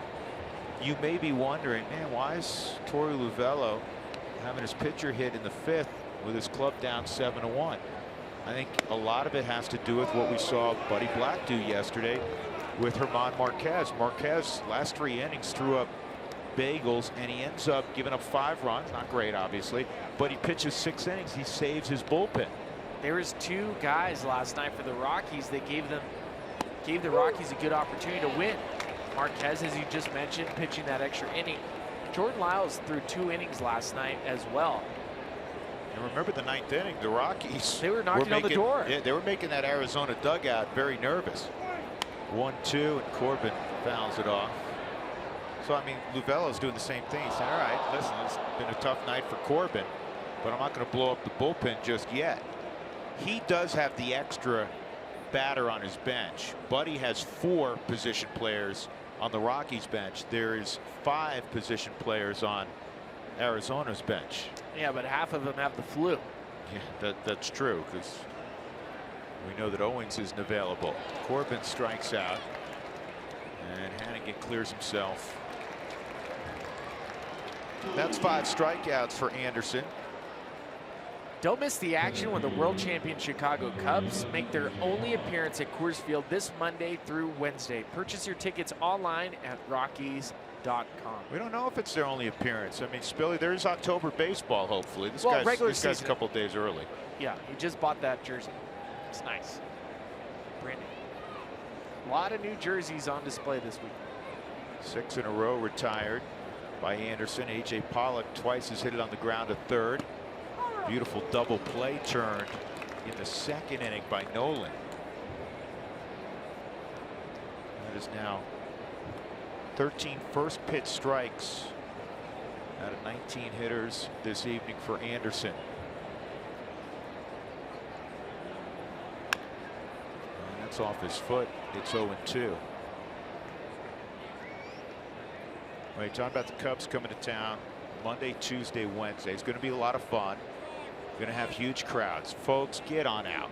Wear your purple and drown out all those wonderful Cubs fans. You can wear your Kentucky Derby hat. You can wear whatever you want. Treat them with great kindness, great respect, as we always do here at Coors Field. But let's be louder than the displaced Midwesterners. Here's the 0-2. 1-2. 80-mile-an-hour changeup right there. It's good to see, because now we're starting to see the adding and subtracting with fastball, with the changeup. As I mentioned last inning, you're starting to see that confidence now. There's another changeup. The other thing is, Spilly, I know you said this before, that sometimes Tyler has thrown his changeup a little bit too hard, and then there's not enough separation between his fastball and his changeup, and it becomes, as you described, a BP fastball. It becomes a BP fastball. You can look on the other side of it, a guy like Zach Greinke. Good pitch, strike 3, cutter on the block. That was beautiful. And Pollock is gone. That is 6 strikeouts now for Anderson. And that's the location of the cutter that we've seen in the past. Start it off the plate, let it run back. Not starting on the edge and let it run down the middle. A.J. Pollock looking at it, looks like a ball to him, and it comes back. He's not going to be happy with Vic Carapazza. But well received by Ryan Hannigan behind the plate. We can get Nick Ahmed. Paul Goldschmidt will have to lead off the 6th inning. Jenny, do you see the physical difference that I see down there?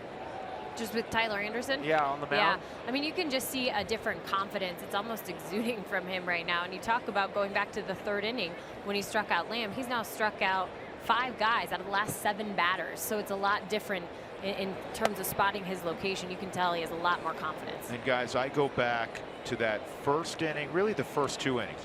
The 1st inning, he's pitching great, but because of 2 dribblers and then his own throwing error, he's got 2nd and 3rd, 1 out in the heart of the order up, and he's thinking, man, I'm going to give up a marker or 2, and I feel like I'm throwing the ball well. He got out of that without giving up a run. In the 2nd, He gives up a run. It could have been worse, and I think that helped his confidence. 4 Rockies runs in the first also was helpful. Always helpful. Here's the 2-1 on Ahmed, the shortstop, and that misses. 3-1. You go back to Hannigan catching him too, and this is nothing against the young staff because they do a terrific job with the Rockies pitchers. But Bud mentioned today in his press conference about possibly just a change of pace for Anderson might not be a bad thing. You talk about Hannigan and being able to call a good game. That could do a little, or that could have a little something to do with his confidence. Ahmed has reached for the 3rd time tonight. 2 base hits and now a walk, so Goldschmidt will come up. That is the first walk allowed. Here's John Gray. We've had a bunch of questions on Twitter tonight about John and his timetable. He's still in a boot. Now, he's been able to throw out to 90 feet. He can't plant, but he's keeping the arm relatively in shape. Can't really do cardiovascular stuff because of the boot. He's able to lift weight, especially upper body. So when the boot eventually comes off, and it won't come off until that bone is completely healed, then you start building up, and then you do your flat ground work, and then you build up to going back on the mound. It's it's really become spring training all over again. So it's going to be a while, unfortunately, till we see John on a mound in a big league game. He has Monday circled on his calendar, though. They're going to do a rescan and test that. So, news coming out of that might speed up that long process you're talking about, Drew. Yeah, hopefully he gets great news on Monday.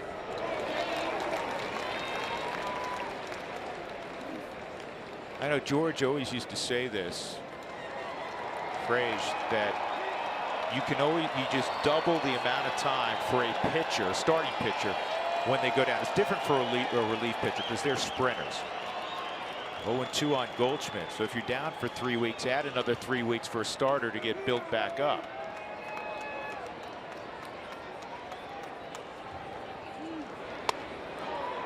Oh, I like the sequence so far for Tyler Anderson. Backdoor cutter starts him off. Changeup down and in.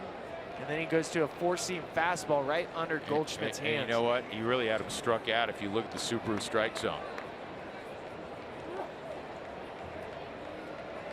See if he goes soft away. Well, fastball up. He got it in on him. I have to tell you, I didn't look at the video, but other than the replay last night, Marquez on the 3-run home run, his second home run of the night, he threw a 98-mile-an-hour fastball. He was trying to get it in, and I think the pitch wasn't. I think the pitch was pretty solid. Just Goldschmidt beat him to the spot. Is that what you saw? Yeah, but that's because last night it took a while for Marquez to get the secondary pitch. But still, 98 in. Yeah, but how many human beings are hitting that? Not a lot, but if you limit yourself to one pitch as a starting pitcher, and a guy as good as Goldschmidt is going to get you one pitch, your only pitch is a fastball, he can hunt. That's how good these guys are. If they start eliminating pitches, that's why we always talk about the importance of having an off-speed pitch. It's why having a changeup, and Tyler Anderson's changeup is so important because it's thrown Goldschmidt off the fastball. The last pitch was a fastball, he felt straight back. Here's the 1-2. Nope, check of Ahmed at first.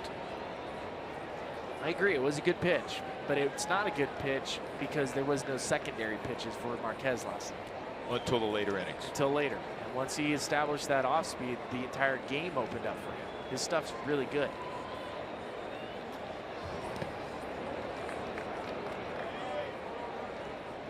You can go on and on singing the praises of Paul Goldschmidt. He's so balanced at the plate.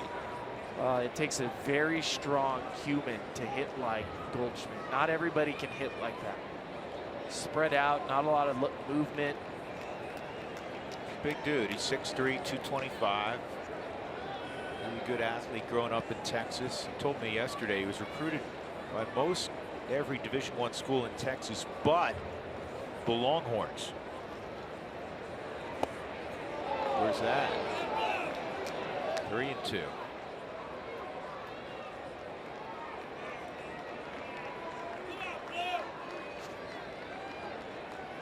See number 7 as in the 7th pitch. Just missed on the Subaru strike zone. So it's 3-2. Met will be off. Mark Reynolds backs up behind him. Popped up in our direction, out of play.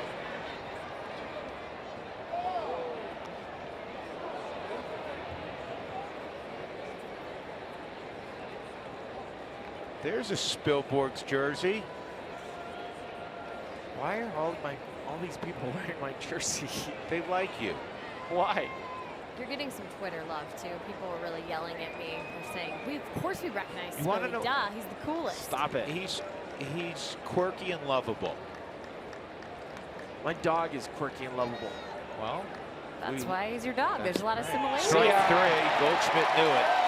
So Tyler Anderson with his 7th strikeout. And you know your stuff's good when you have 3 backwards Ks of the 7. Wait till I break down this at bat.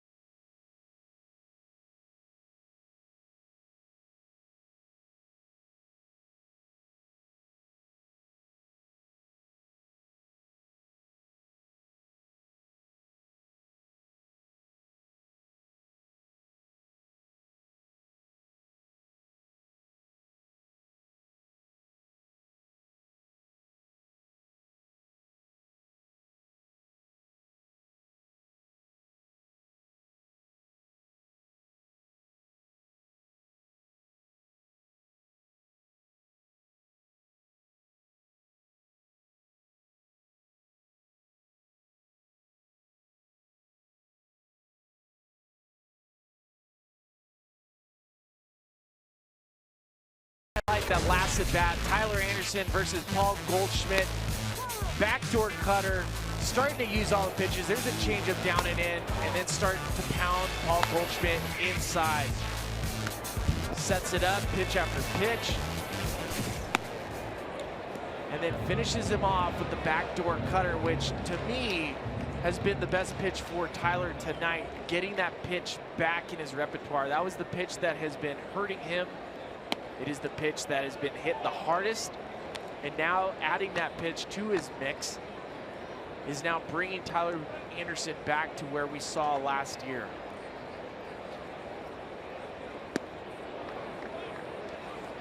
Two and one on Ian Desmond. Desmond a strikeout and a ground ball to second. He and Parra have yet to reach in this ball game, but just the bottom of the 5th.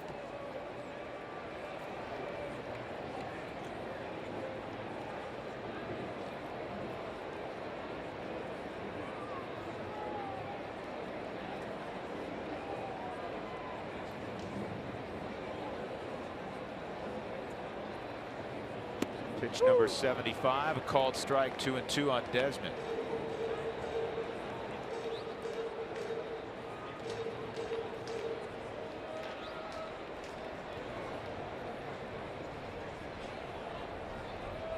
And that's a base hit through the left side.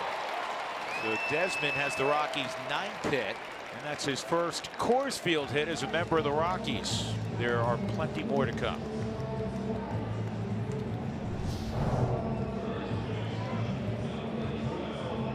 I told you he takes a loud batting practice.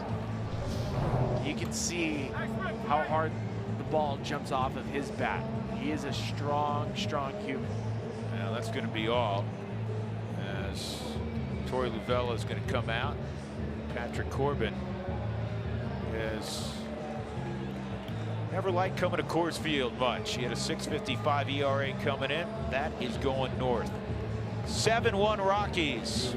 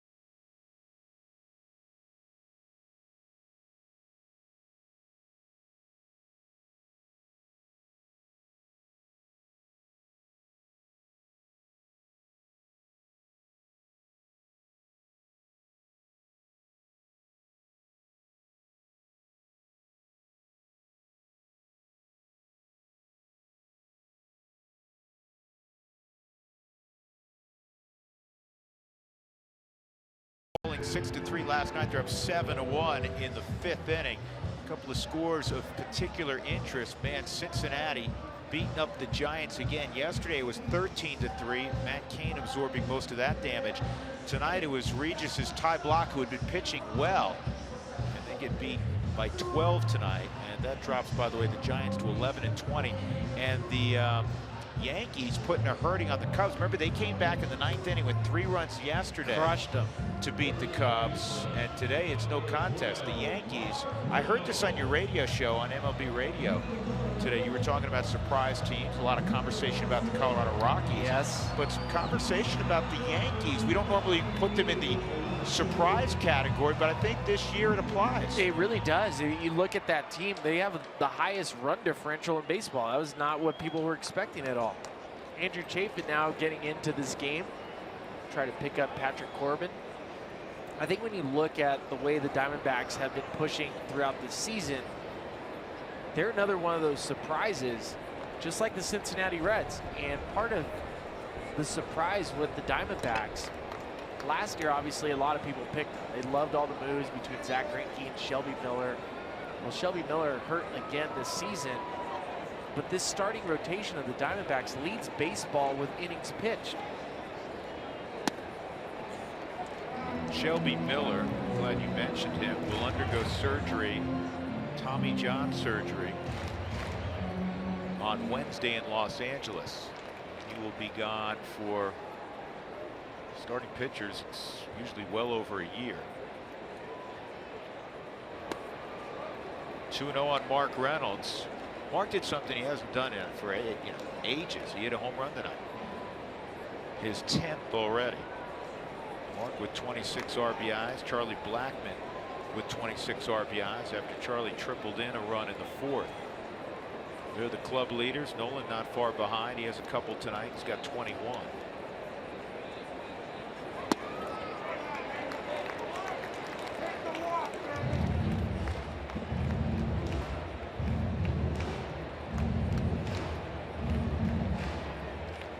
(3-0) on Reynolds. Stories on deck.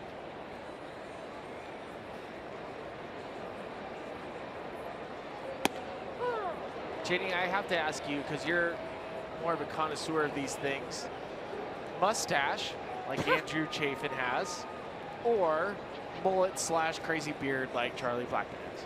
Wow. Well, I think the mustache is pretty distinguished. Charlie's is all over the place, and we tell him that on a regular basis.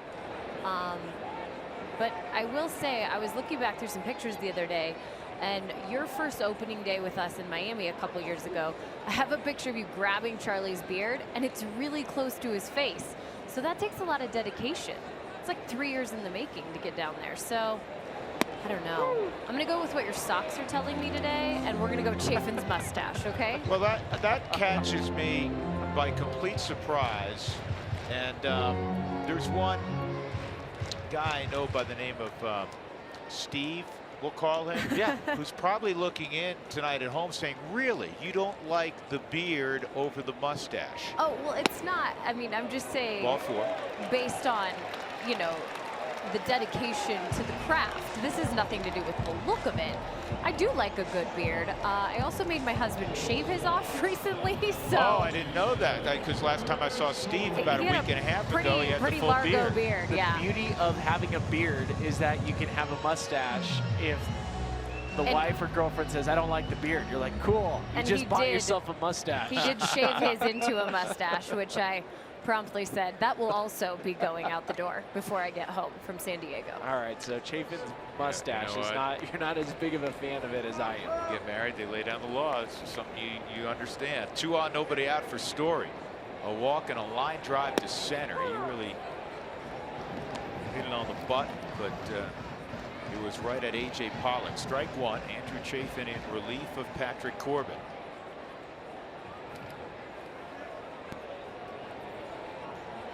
Well, the last 3 at-bats for me with Trevor Story have been fantastic. Worked a walk last night. Worked a walk the very first at-bat in the first inning with 2 strikes. And then squared one up to center field to A.J. Pollock. I mean, they're little things. They're confidence boosters. You'd still like to see the result.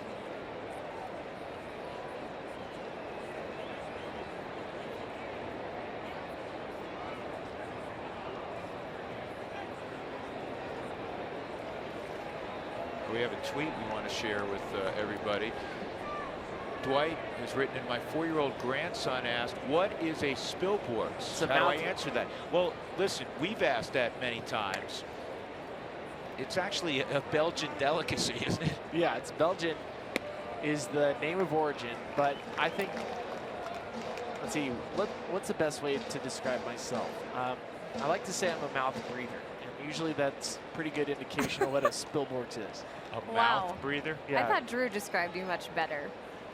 Quirky and lovable? Yes, quirky and lovable. That's a Spilborgs for the 4-year-old grandson out there. Good swing by Trevor. 2-2.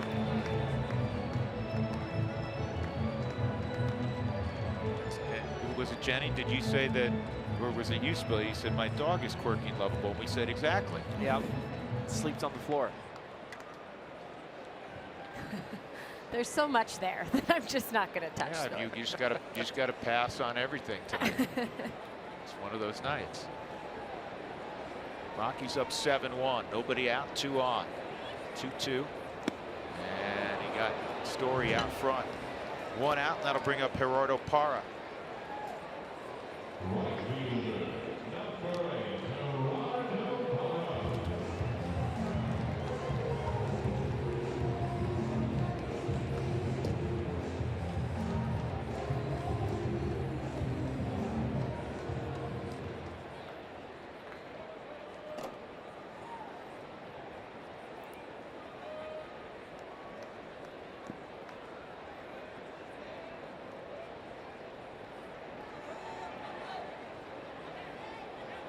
Parra for president, 0 for 2. Line out and ground out.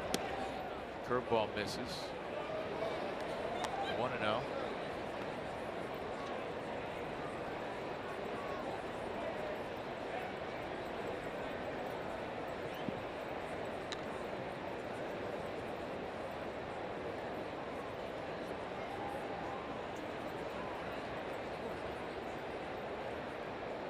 And that's going to be a base hit.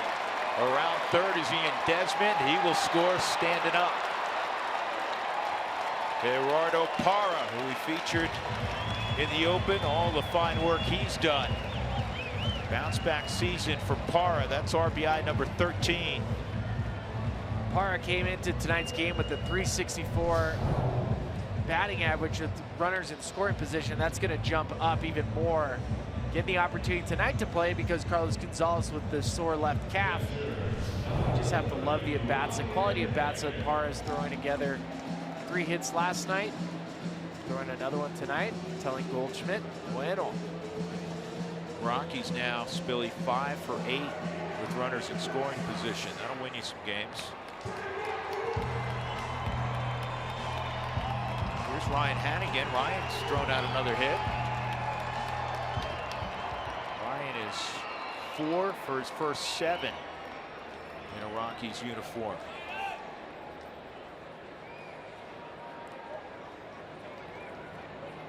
I think Jeff Houston and Corey Sullivan asked for every player in the lineup to have a hit.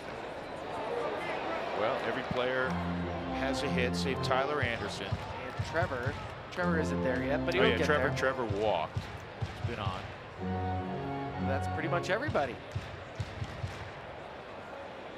They're good prognosticators.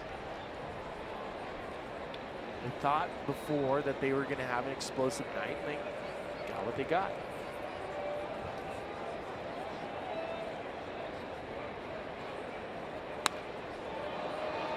Waited nicely, fouls it off, 2 strikes.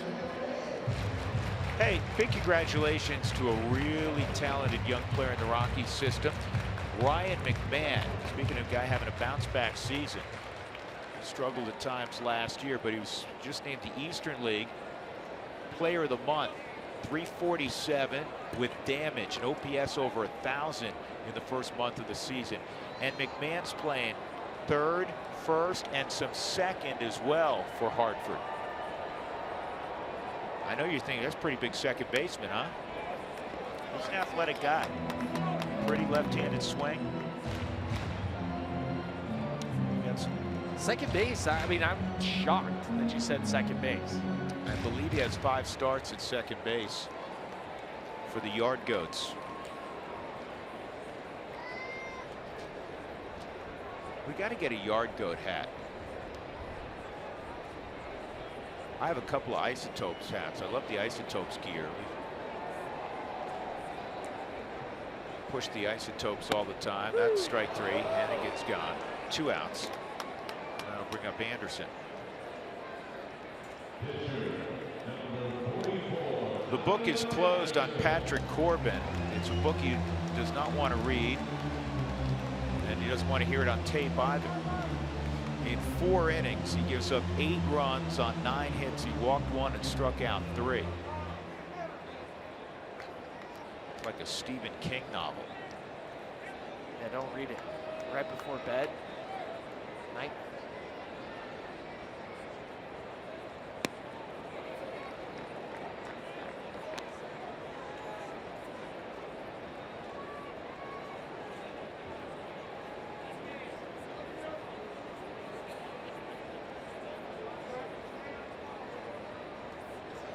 One strike on Anderson. And now 2 strikes on Tyler.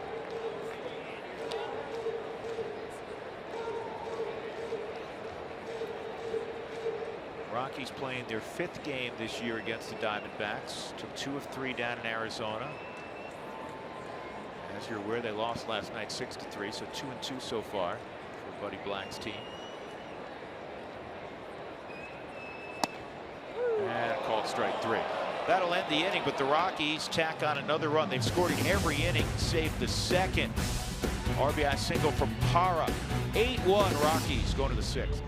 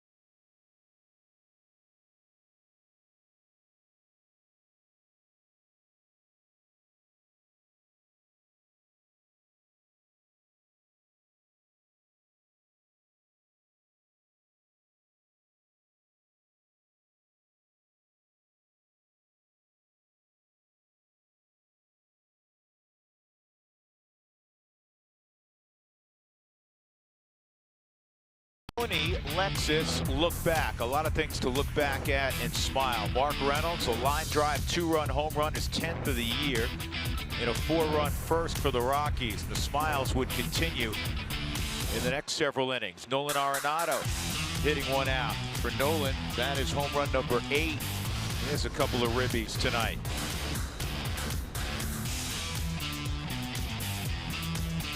And as good as the offense has been, that man has put together so far his best outing of 2017. 1 run on 6 hits. 4 of the hits are infield hits tonight against Anderson as he's preparing to work in the 6th inning. He'll see Jake Lamb, who he struck out twice, Yasmani Tomas, and Brandon Drury. Numerically 4, 5, and 6 in the lineup tonight for Arizona. Drew Goodman, Ryan Spilborghs, Jenny Kavnar, and our terrific Root Sports crew team on a pretty Coors Field evening. Temperature holding, Spilly, in the 70s. It's nice. It is really, really nice right now. You know what I'm doing after this? Did I tell you? Yeah, that's great. Your son's he's going to prom. Yeah. Zach's going to prom, my junior. And I love how they do proms now. So at Arapahoe High School tonight, I know there's probably a ton of proms around, but Yasiel Puig is not attending this. Dodgers are not I in better town. not see Yasiel Puig tonight. Dealing a little blackjack. Awesome. Yeah, I'm on the 11:30 to 2 a.m. crew. That's the graveyard shift. That's good for you. And I think my wife, who does everything, she's on like the 5:30 in the afternoon till 4 a.m. crew at the school. So really, she's gonna do. Wow.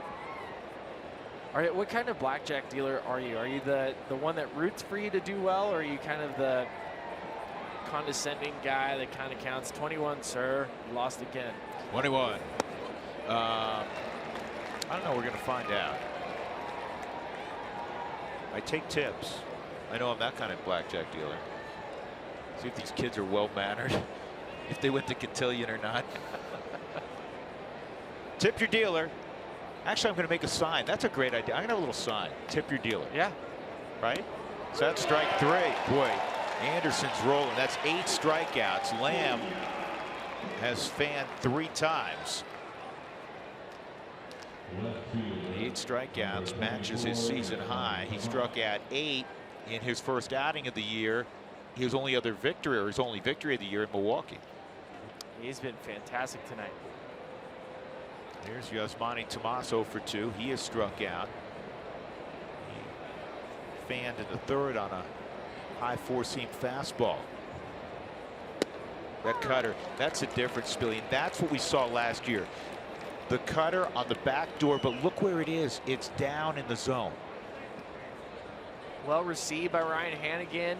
He's starting it off the plate, letting it run back right on the corner. Looks like he's going to go to it again. And speed up. That's the beauty. That's the beauty of having that cutter on the backside of the strike zone, is that you can now speed up hitters with the changeup. Now you can get those, induce those ground balls, those weak ground balls, and the weak contact.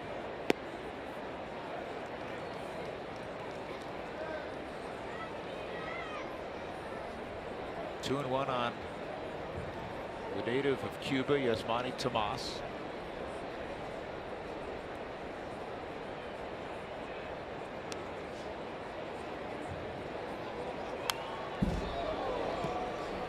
Washington winning big again tonight. They're leading in Philadelphia 6-2. You'll never guess who hit another home run tonight.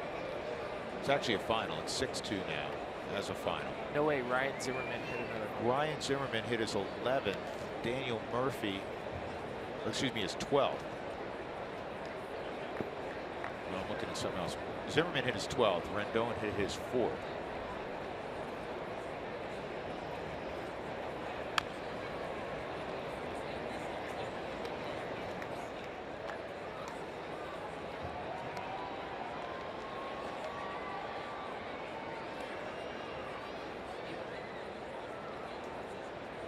Still playing without Bryce Harper. We had the CenturyLink poll question earlier. Great question. 2 and 2 on Tomas. Which player would be most likely in the National League to win a Triple Crown? Nolan Arenado. Watch out, Gerardo. Paul Goldschmidt, Bryce Harper, or Chris Bryant. Great players all. Who would you pick out of that group, being objective? Being objective, I'd probably say Paul Goldschmidt. I think when you look at it, he was very close to winning the Triple Crown 2 years ago. Still plays in a very good hitter-friendly ballpark. I know they're getting the humidor, and my only knock on Nolan is just not a high walk rate. So he's constantly putting the ball in play. It's hard to hit for high average unless you're getting hit after hit. You need that batting average ball in play to be about 400, and that's really difficult over the course of the season. I think Nolan 1 year, you know, he's going to have that. He's had career type years already, but he's going to have that 1 year where maybe he walks a little bit more, guys pitch around him, and he throws out a 325 type of average, which will give him an opportunity. Right now, I would lean toward either Goldschmidt or Bryce Harper, because Harper walks a ton, Goldschmidt walks a ton. To your point. And then there's another factor. There's another factor. When was the last time you seen Nolan get an infield single? Nice pitching, Tyler again. 9 strikeouts. Yasmani Tomas has basically owned Tyler Anderson, and tonight 2 strikeouts of Yasmani, and Tyler's a completely different pitcher tonight. Again, I'm hearing bat slam in the bat rack. Yeah, you can hear him all the way up here. Spilly, how about this? He has struck out 5 of the last 6 hitters and 6 of the last 9. I mean, that's like Clayton Kershaw stuff. There's Brandon Drury, the double, and he was caught looking in the 4th.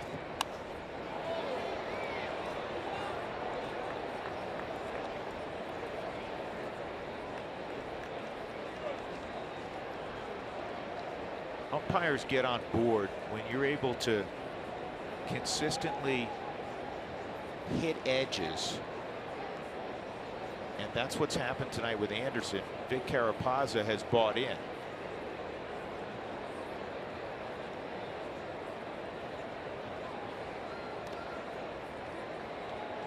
One ball, 1 strike.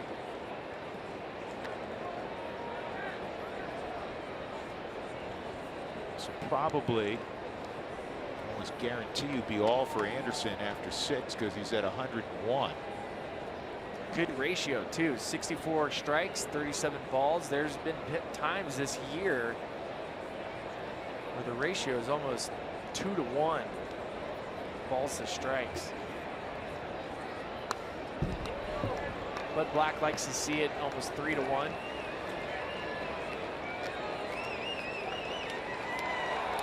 Of all the things, that Bud is a pitcher, and we know that, but he preaches to his pitching staff the ball to strike ratio. That's, you hear it in every presser when he goes, hey, how about that?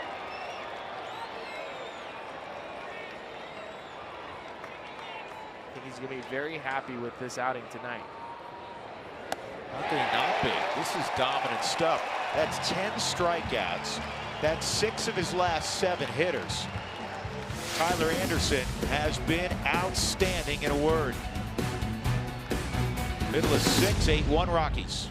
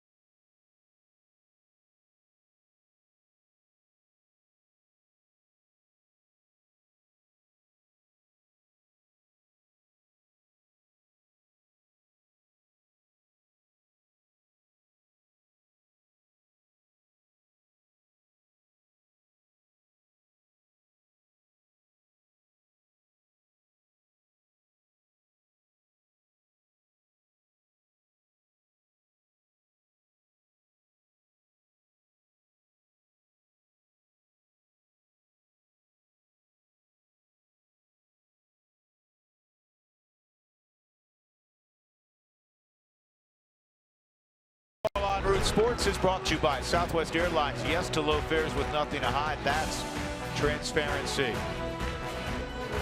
Fun night at the ballpark. The Rockies lead it 8-1. Tyler Anderson has been splendid, and the offense as well has been splendid. Buddy Black, the handshake, Anderson's final line. 6 innings, a run on 6 hits, just 1 walk and 10 punch-outs. That matches a career high. He struck out 10 last year in August at Miller Park against the Brewers. Charlie Blackmon, a double and a triple, 2 runs scored. He has a ribby tonight, 2 for 3. Andrew Chafin in relief of Patrick Corbin. Ball and a strike. I wish I could have been a fly on the wall between that meeting with Bud and Tyler Anderson. It looked like Tyler was explaining maybe the feel that he had towards the end with his cutter. And Bud reinforcing, yep.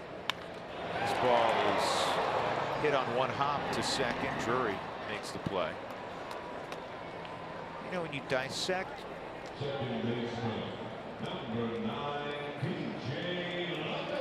colloquialisms or lines that we often hear, I'd love to be a fly on the wall, and I've uttered that many times in my life. Is there a different animal you'd rather be? Well, I'm just thinking, I mean, would fly, if you were a fly, would you be able to understand what was being communicated? Good point, and I wouldn't live for very long. No, it's a short life, and you have no idea what they said.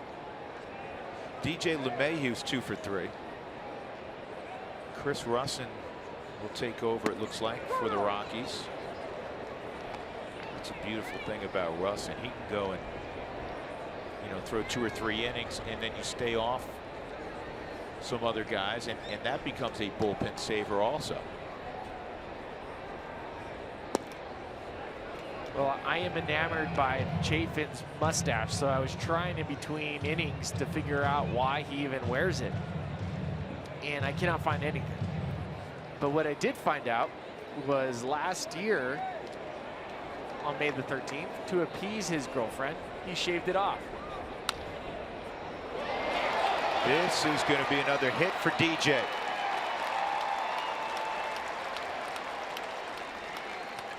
The point I'm getting at is he has it back on.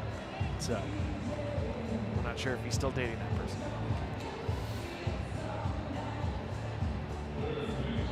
All right then. Nolan with 1 out. RBI single and a run scored in the first. A home run in the third. Struck out swinging in the fourth.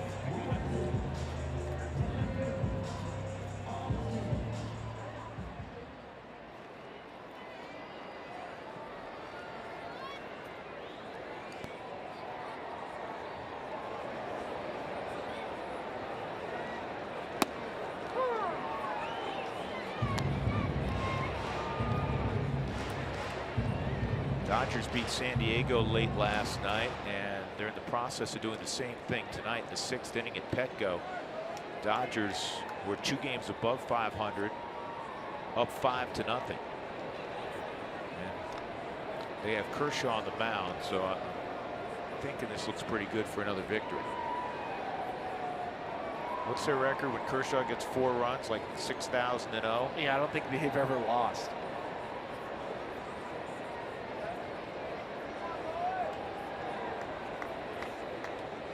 Yeah, that was so much more than a quality start. Well put.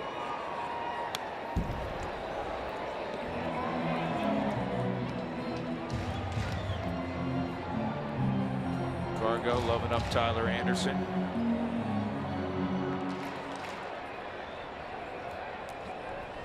You know, from afar, Spilly, I always look at certain players, we use the term glue guys. This is why Cargo's a glue guy.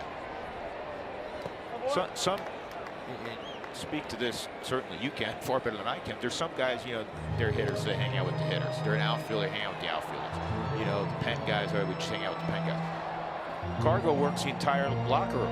Yeah, that's his job. He goes around and makes sure everybody's okay. And to be honest, when a guy is struggling like Tyler Anderson, where he hasn't had a quality start yet this season, sometimes the way you carry yourself in the clubhouse is not the same. You're not the same guy. It wears on you. The results wear on you. And I'm sure as Nolan goes down swinging, I'm sure Cargo just rolled up next to Tyler. He's like, hey, it's nice to have my friend back. Nice night. He has a way of being able to say something, always put a smile on your face, and lighten the mood. When David Dahl came up, and David hit in his first 17 games, but somewhere early on in that stretch, there's Desmond.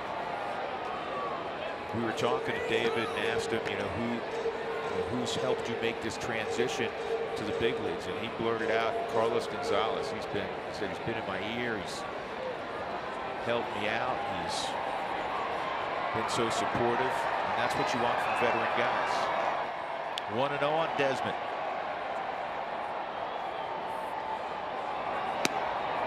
(2-0) on Ian. Ian singled in the 5th and scored on a Parra base hit.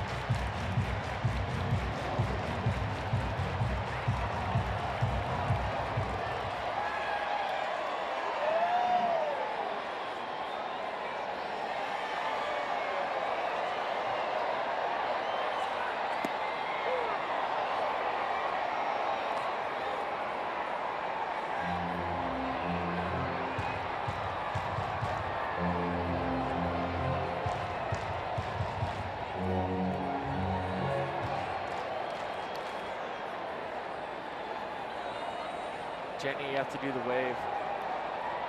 Just because you did it doesn't mean I have to do it. Okay, where's it going? Yeah, girls club. That was weak, though. That was for you, Spilly. I appreciate that. For those people that follow me on Twitter out there know that that was against all of my will right there.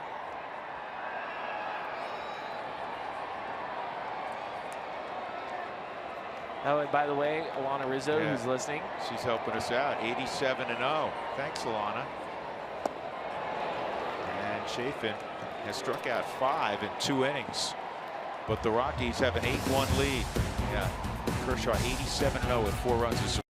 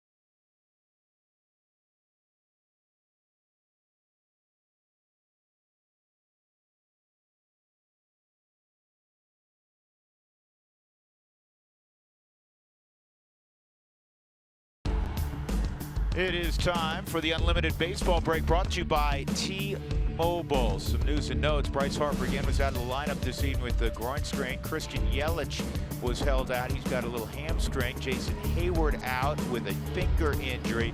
Noah Syndergaard is going to be out. What does that say? It says 6 weeks? Yeah. It's going to be a lot longer than that. I read today that they think it's going to be 3 months at least.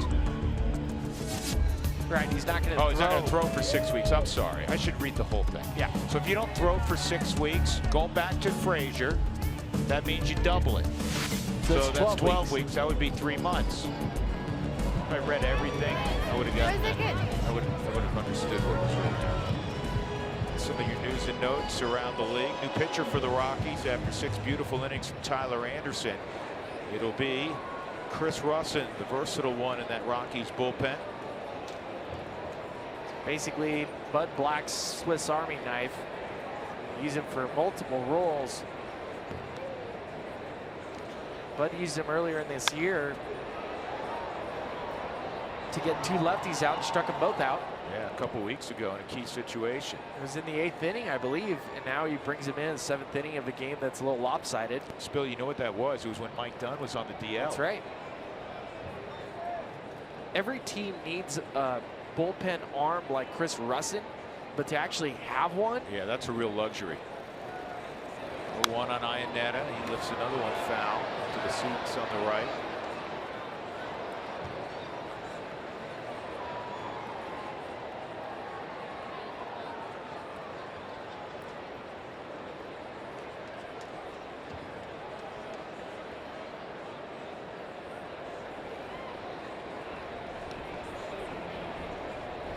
TJ McFarland's in the bullpen. Russin misses on the outer edge.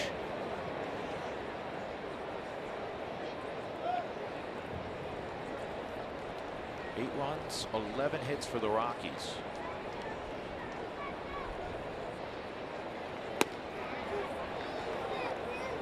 Colorado trying to snap a 4-game home losing streak. Get back over 500 at home. If they win tonight, which they are on pace to win tonight.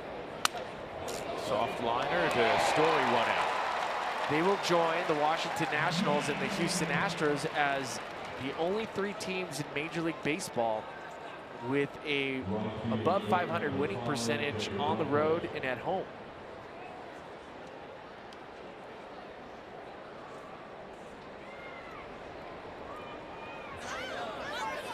The night is young.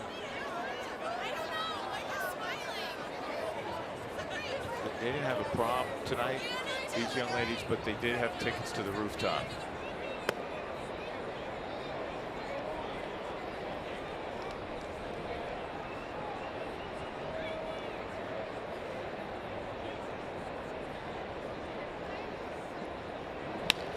On the ground to Story, moves to his right, and Gregor Blanco just in time. The first 10,000 fans on Mother's Day, May 14th, will receive a Rockies tote pack courtesy of Chick-fil-A. Pitch hitting for the Diamondbacks in place of the pitcher champion, number 10, Chris Herman. Chris Herman's going to pinch hit with 2 outs and nobody on.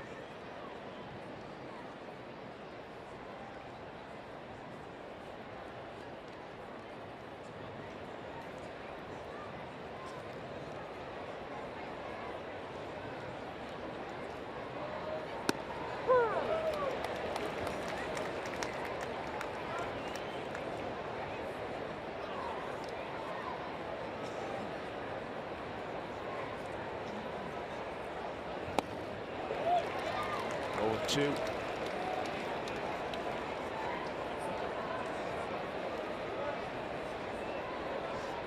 Chris's alma mater, University of Kentucky. Checked a few days ago. They're in the top 5 in the country.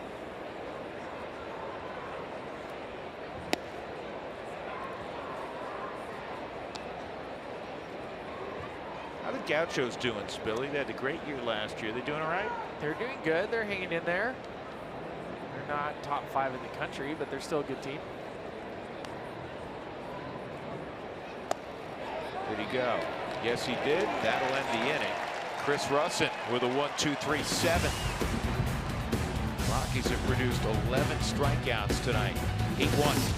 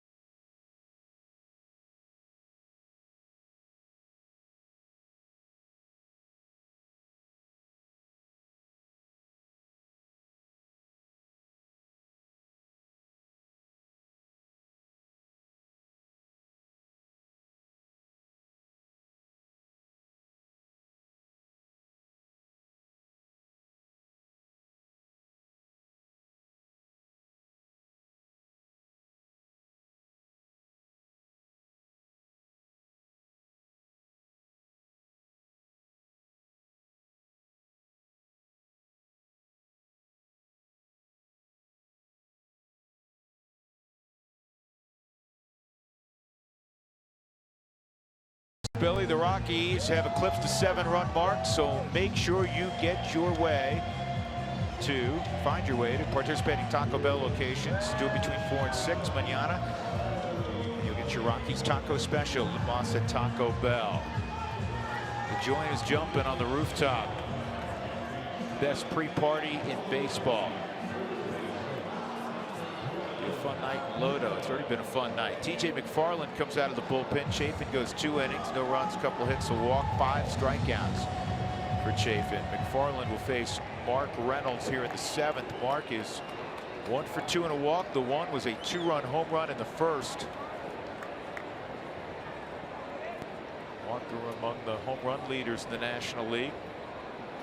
That's not unfamiliar territory for him. A guy who hit 44 one year back in 09.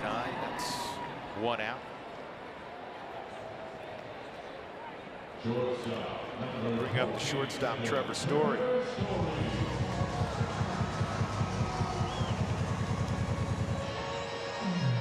Well, you know, any chance I get to talk about UC Santa Barbara, I'm going to take that opportunity, and I have to give a shout out to Andrew Checkitts. That's UCSB's head coach. Just won his 200th game at UCSB. And why that's important? Well, Andrew Checkitts, when he was at the University of Oregon, is the one that recruited Tyler Anderson.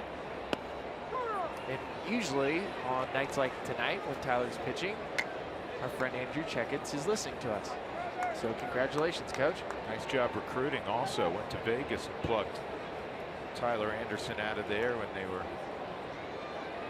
putting that program together again in Eugene. The great story about that was Checkitts went to see another pitcher. And it happened to be that he didn't like the pitcher as much as he liked Tyler Anderson. There's so many stories in recruiting like that, whether it be baseball or hoops or football. 0-2. Bill McCartney used to tell the story about Michael Westbrook, and I think when Westbrook came out of Colorado years ago as a wideout to Washington, I think he was the 4th pick in the draft. He was a really high pick. Dave Platty's here tonight. Dave would know off the top of his head. And he was going to recruit somebody else in Detroit at that high school, and he saw Michael Westbrook, and he started recruiting him also. But that happens a bunch. 2-2.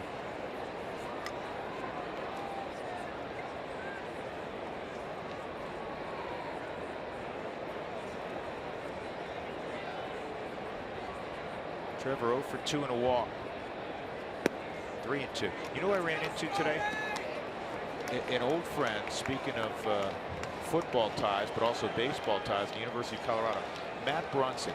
Matty was a 1st-round pick out of Cherry Creek High School from Mark Johnson. Played minor league baseball for a good period of time, and then this ball's well hit to left field and deep, and it's going to be off the wall, and it kicks away from Tomas. And helping out is A.J. Pollock. It's a double for Trevor Story. Nice job, Trevor. And now he has his first hit. Yeah, everybody in the Rockies lineup has a hit. That is exactly what we asked for.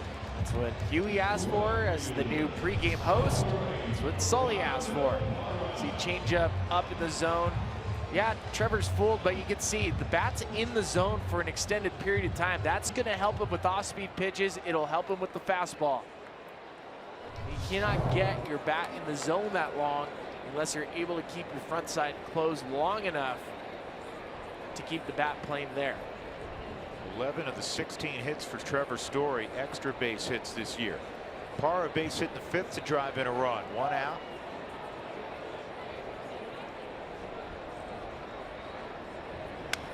Finishing the Matt Brunson story. So Matt played for a while, professional baseball, didn't get to the big leagues, came back home and went up to the University of Colorado and had a nice football career there as a wideout. Now he's doing a lot of individual training, baseball training. His dad Larry played for the Broncos back in the day. There's quite a few stories of guys that played minor league baseball and then returned to play collegiate football. Chris Winkie was another. Joel Klatt. Joel Klatt. name. Misses 1-1. And then there's some other guys that played a little minor league baseball and then went on to the NFL. There's a guy in town here who's had a decent career as a player, and he's been a decent general manager also. John Elway, that's right. John Elway. And now the new general manager of the 49ers, John Lynch. Elway was a Yankee, and I remember George Steinbrenner, if the story serves me correctly, Steinbrenner was picturing John Elway as the third baseman of the future. He's such a gifted athlete. I'm sure he would have found a way to make it. This is bounced to third. Parr's retired, and that'll bring up Ryan Hannigan. Want to experience a suite at Coors Field? Ask about the buy one, get one free suite program. 23 dates to select from, including games against the Giants, Nationals, and Cardinals. Call 303 Rockies today.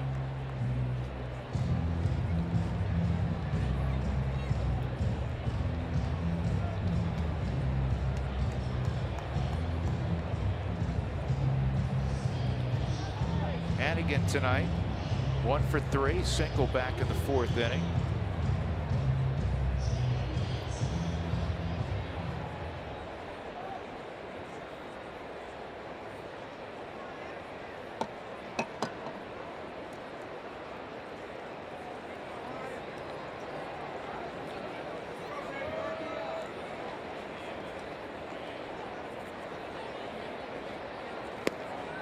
Outside, ball 1 for McFarland.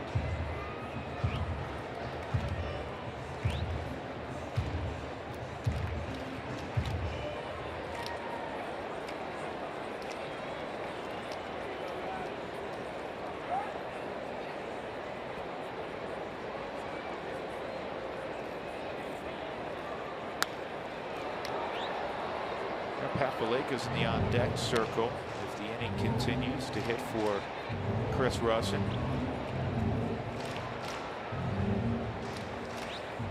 Chad Qualls is throwing in the Rockies pen.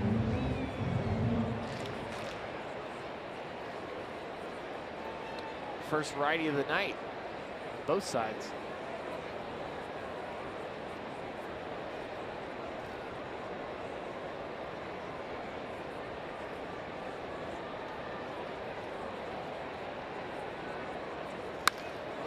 There's another hit from Hannigan around third. Here comes Story. Throw to the plate. Not going to get it.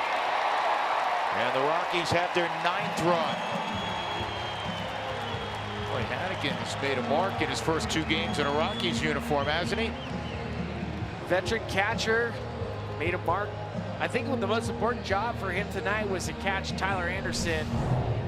And he ends up with 2 singles tonight, including an RBI right there with 2 outs. That's nice. Nice production out of the bottom. We've seen it with Dustin Garneau with the opportunity, taking quality at bats. You got to hand it to the Rockies catching core. I know Tony Wolters has been dealing with the concussion, but the catchers as a group have received well, they have caught well, they have thrown well, and they've hit well. Tony's the leading hitter on the Rockies team. If you look at the batting average, 346. Good news. Who loves to hit with an 0-2 count. Go ahead, Jenny. Yeah, good news on Tony Wolters today. He told me he passed his concussion protocol. They checked them kind of halfway through that 7-day DL. So just one more step for him to check off. He was on it for 11 days last year, so he's hoping to come back a little bit sooner. But I think with Hannigan, it's fun to watch a veteran guy like that. Well, every manager will tell you it's going to take more than the 25 that break camp at the end of March. And Ryan Hannigan has been terrific so far. Rockies up 9-1.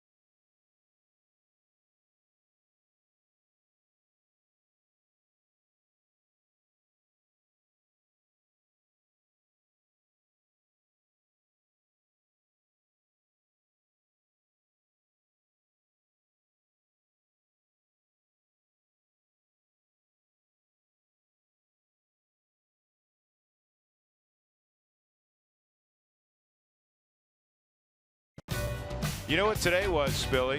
Remember this? Photo day. One of my favorite days. Yeah. Buddy Black saying, everybody, one more. Did you go with the tough guy look, the game face, or did you have the smile going? I always smile, but I have such a difficult time keeping my eyes open when it flashes, so I was always like an eyes closed or like one of the crazy serial killer type looks like that. It was one or the other, right? Yeah, it was never a good look. Hey, I have a question for you, because tonight Ryan Hanigan and the other day in San Diego has had a big part of, you know, looks like going to be another Rockies victory. And of course, it's a tight game, extra inning affair. Hanigan the base hit in the 11th inning, home run earlier.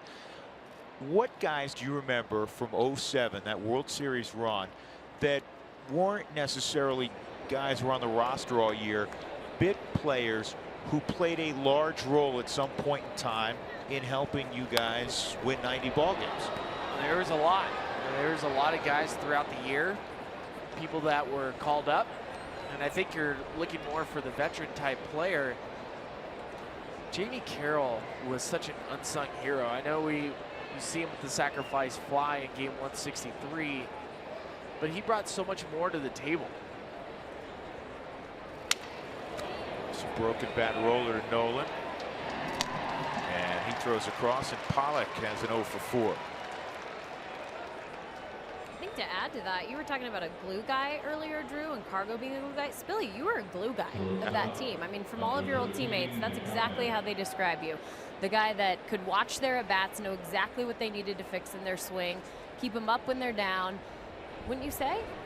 I was. I mean, it's hard to say it about yourself, but... That's why I'm saying it for you. Well, I appreciate that. I think I had this conversation with people in the past. I think the most important thing as a major league player is to care about your teammates first and try to hold them to a level that they perform at their best level, keep them accountable, but still try to make sure that your main goal is to win the ball game. So if I could be the best teammate I could possibly be, which meant sitting on the top rail watching every single at bat, because I've always had this fear since I was never an everyday player that Todd Helton or Cargo or somebody would come up and say, hey, Spilly, what do you got? Did you see my bat? Nolan like a vacuum. How special was that? Nick Ahmed just jogging off, saying, I know I hit it in the wrong place. That was ticketed for the 5.5 hole, and then the vacuum got it. My goodness. I already said you're really good, Nolan. I mean, that's ridiculous. Falling on your back foot, It's spinning. not even close. Ahmed's not even in the picture. And the reaction Nolan had after making this play, he's cracking up with Trevor Story, smiling, spitting out a sunflower seed. Look, and he told Mark Reynolds, I put it right on your chest. You didn't even have to move the glove. That's ridiculous. Well, he is ridiculous. Look, he's cracking up. That's probably his favorite highlight of tonight, was making sure with the spinning throw that he hit Mark square in the chest. 1 ball, 1 strike on Goldschmidt. An infield hit in the first. Reached on an error in the third. And caught looking in the fifth. Tyler Anderson, terrific performance. Easily his best of the year. 1 run on 6 hits in 6 innings. 10 strikeouts against just 1 walk for Anderson. Nolan isn't human, I'm convinced. Well, what is he? He's not a robot. I know he's not a robot.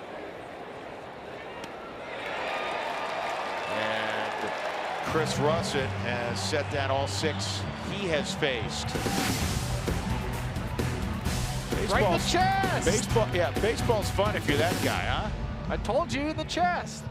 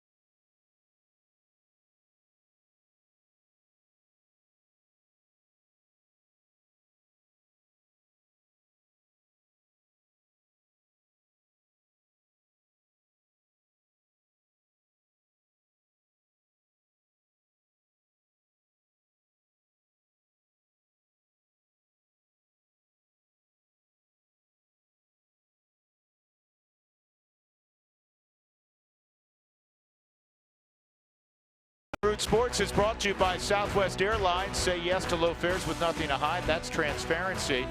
And by the Wyoming Office of Tourism, Wyoming is full of adventure. It's time to find out if you are too. That's why travelwyoming.com. Speaking of Wyoming, our good friend, the Cowboy, Tracy Ringlesby, just texted me. As you see, the Rockies are up 9-1. We were talking about big players from 07.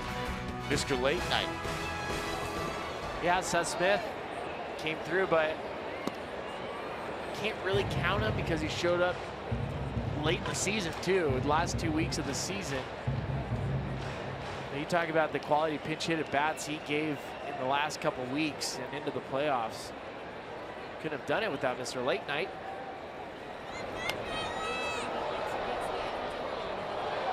That's such a difficult role even for a veteran player. But for a kid to come up like Seth did and seemingly every other night produce a I think he was huge like 5 hit. for 7 or something like that. And I think his first major league hit was a pinch hit, if I remember all these things right.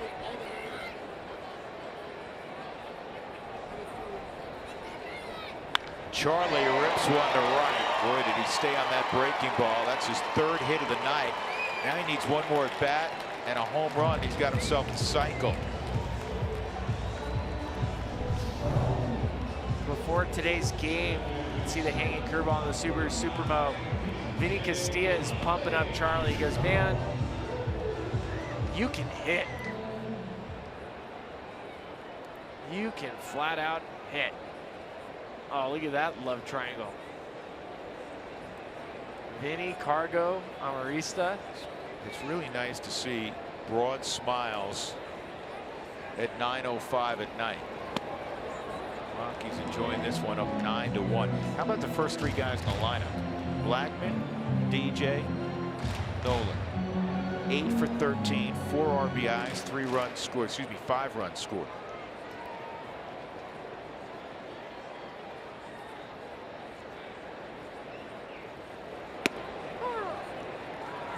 Three hits for Blackman, 3 singles for LeMahieu. Charlie's got single, double, triple, as we were discussing. Nolan on deck, a single and a home run. Of the position players, everybody has a hit. That's exactly what our Corey Sullivan demanded of this club about 2.5 hours ago. He got it. He got what he asked for.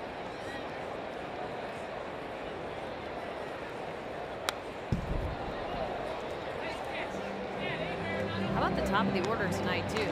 Blackman, LeMahieu, Arenado, 8 for 13 with 4 RBI. We saw that in San Diego in the big win in the 2nd game of the series. But these guys, we talk about Mark Reynolds and how great he's been, but when these 3 are clicking, this offense is absolutely unstoppable. Here's the 1-2. DJ started the night hitting 268. He's up to 284, Jenny. Just like that.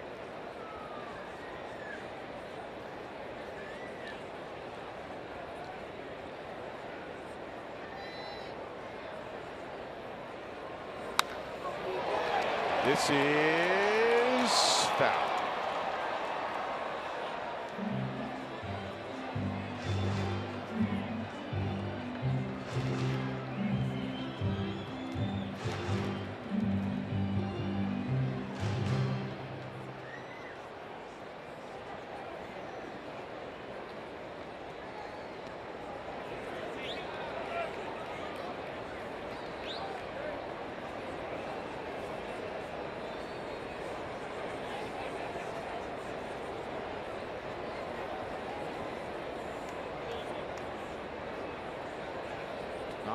Bottom of the 8th.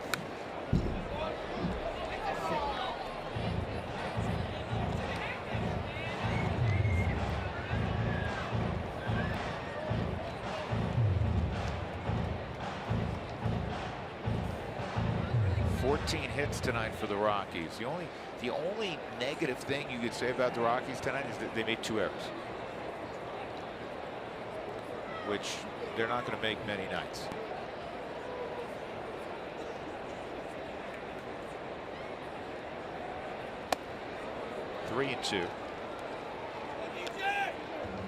team's record this year. If they don't commit an error, they're 15-4. One or more errors, they were 3-8. They will move up to 4-8 for the season. I have another stat for you, which is shared by all good teams, all postseason teams. The Rockies coming into tonight went leading after 6 innings, 14-0. We know how important that revamped bullpen has been, led by the guy in the 9th inning, Greg Holland. He's the National League reliever of the month. Tonight, they'll go to 15-0 after leading after 6 innings.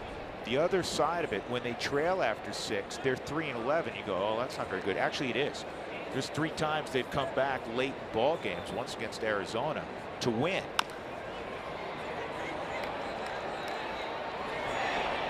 Out at second. That was close. So LeMahieu trades places with Blackman, one guy.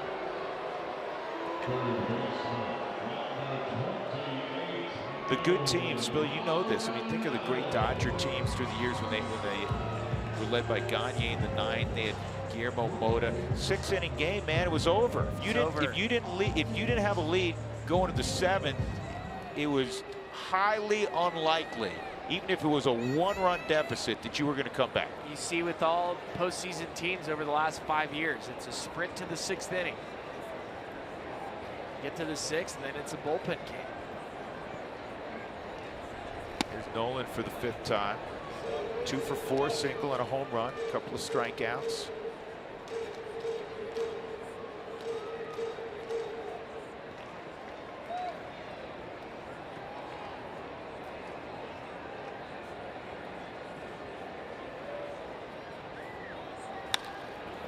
And this is going to be a double play. That'll end the bottom of the 8th. The Rockies need 3 more outs to shake hands. 9-1, they lead.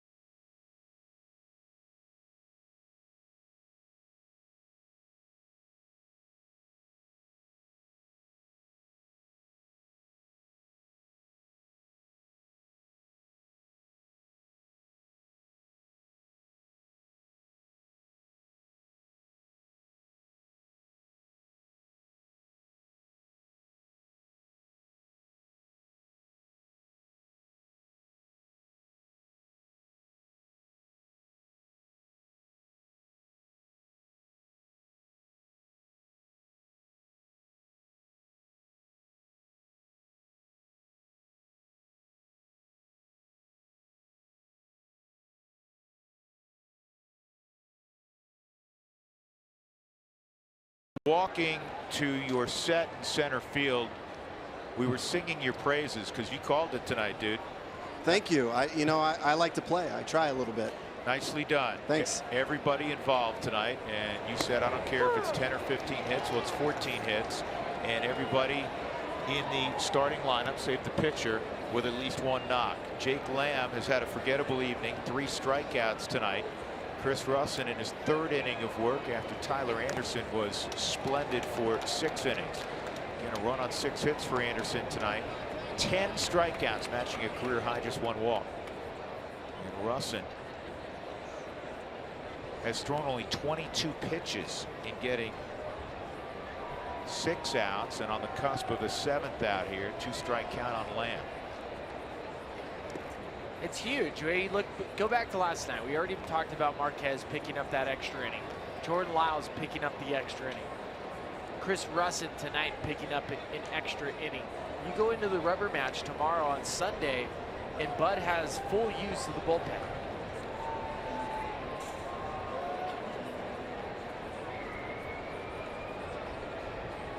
Here's the 1-2, and it's fouled off. Tyler Chatwood tomorrow, and a tough customer, former Mariner Taijuan Walker, who's thrown the ball well for Arizona.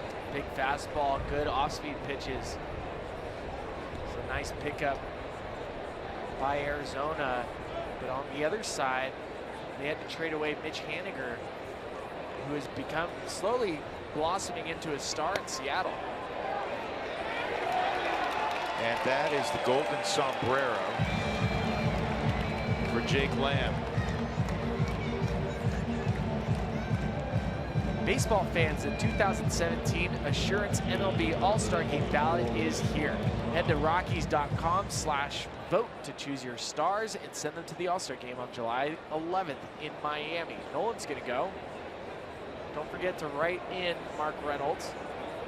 Somebody tweeted me a little while ago about that. They were having trouble initially. They said, hey, can I write in Mark Reynolds? Absolutely, you can write in Mark Reynolds. You can do it 35 times. You're allowed 35 votes per email account. This is slowly hit to third. Can Nolan do this? No, not this one. This will be an infield hit. That is an amazing amount of infield hits tonight by the Diamondbacks. They're all the same, too. The little dribblers up the third base line.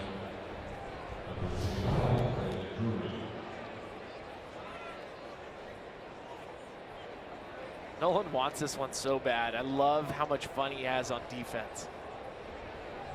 He just loves to play. And if you had that ability, you would love to play too.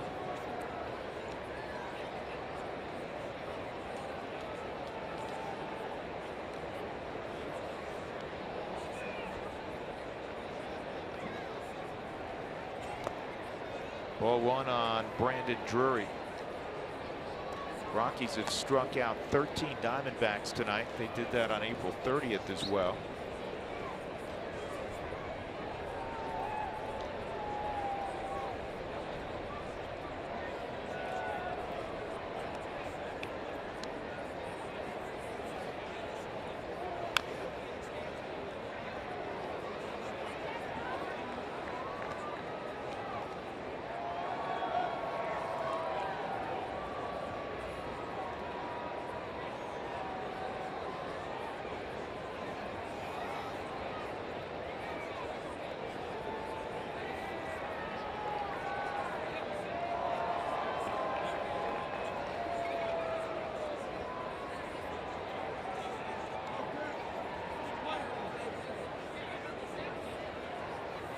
One back up the middle. DJ, what a play!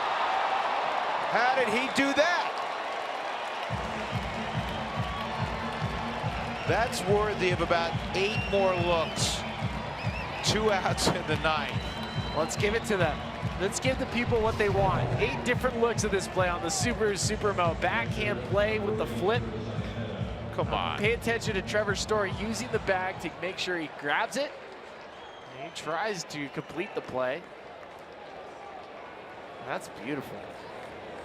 That's special. That's only 2 looks. We have 6 more to go.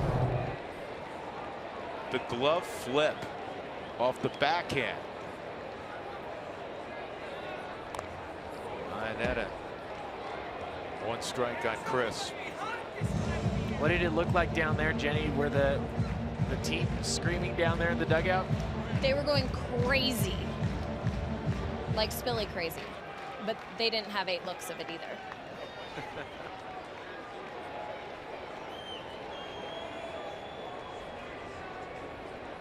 Iannetta tonight 1 for 3.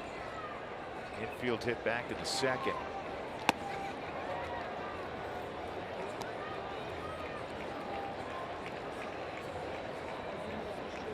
Tyler Anderson, marvelous night. Got to feel good for him. I mean, he was scuffling. Came into the ball game 1-3 with a 7.71 ERA after such a tremendous rookie campaign. This is a pop fly, shallow right. DJ putting his glove up, and he makes the catch. Ball game over. Great night all the way around for the Rockies. Anderson set the stage with his left arm, and the offense was tremendous. 9 runs, 14 hits, everybody involved. And Chris Russin also gets a save because he worked 3 innings. That's the first career save for Chris Russin. Time for our Jimmy John's delivery of the game. Anderson strikes out a career high matching 10. Got Lamb 3 times tonight. Number of backward Ks also this evening. Feel good night for Tyler Anderson. Feel good night for that much maligned offense. The Rockies improved to 19-12, beating up Arizona tonight 9-1.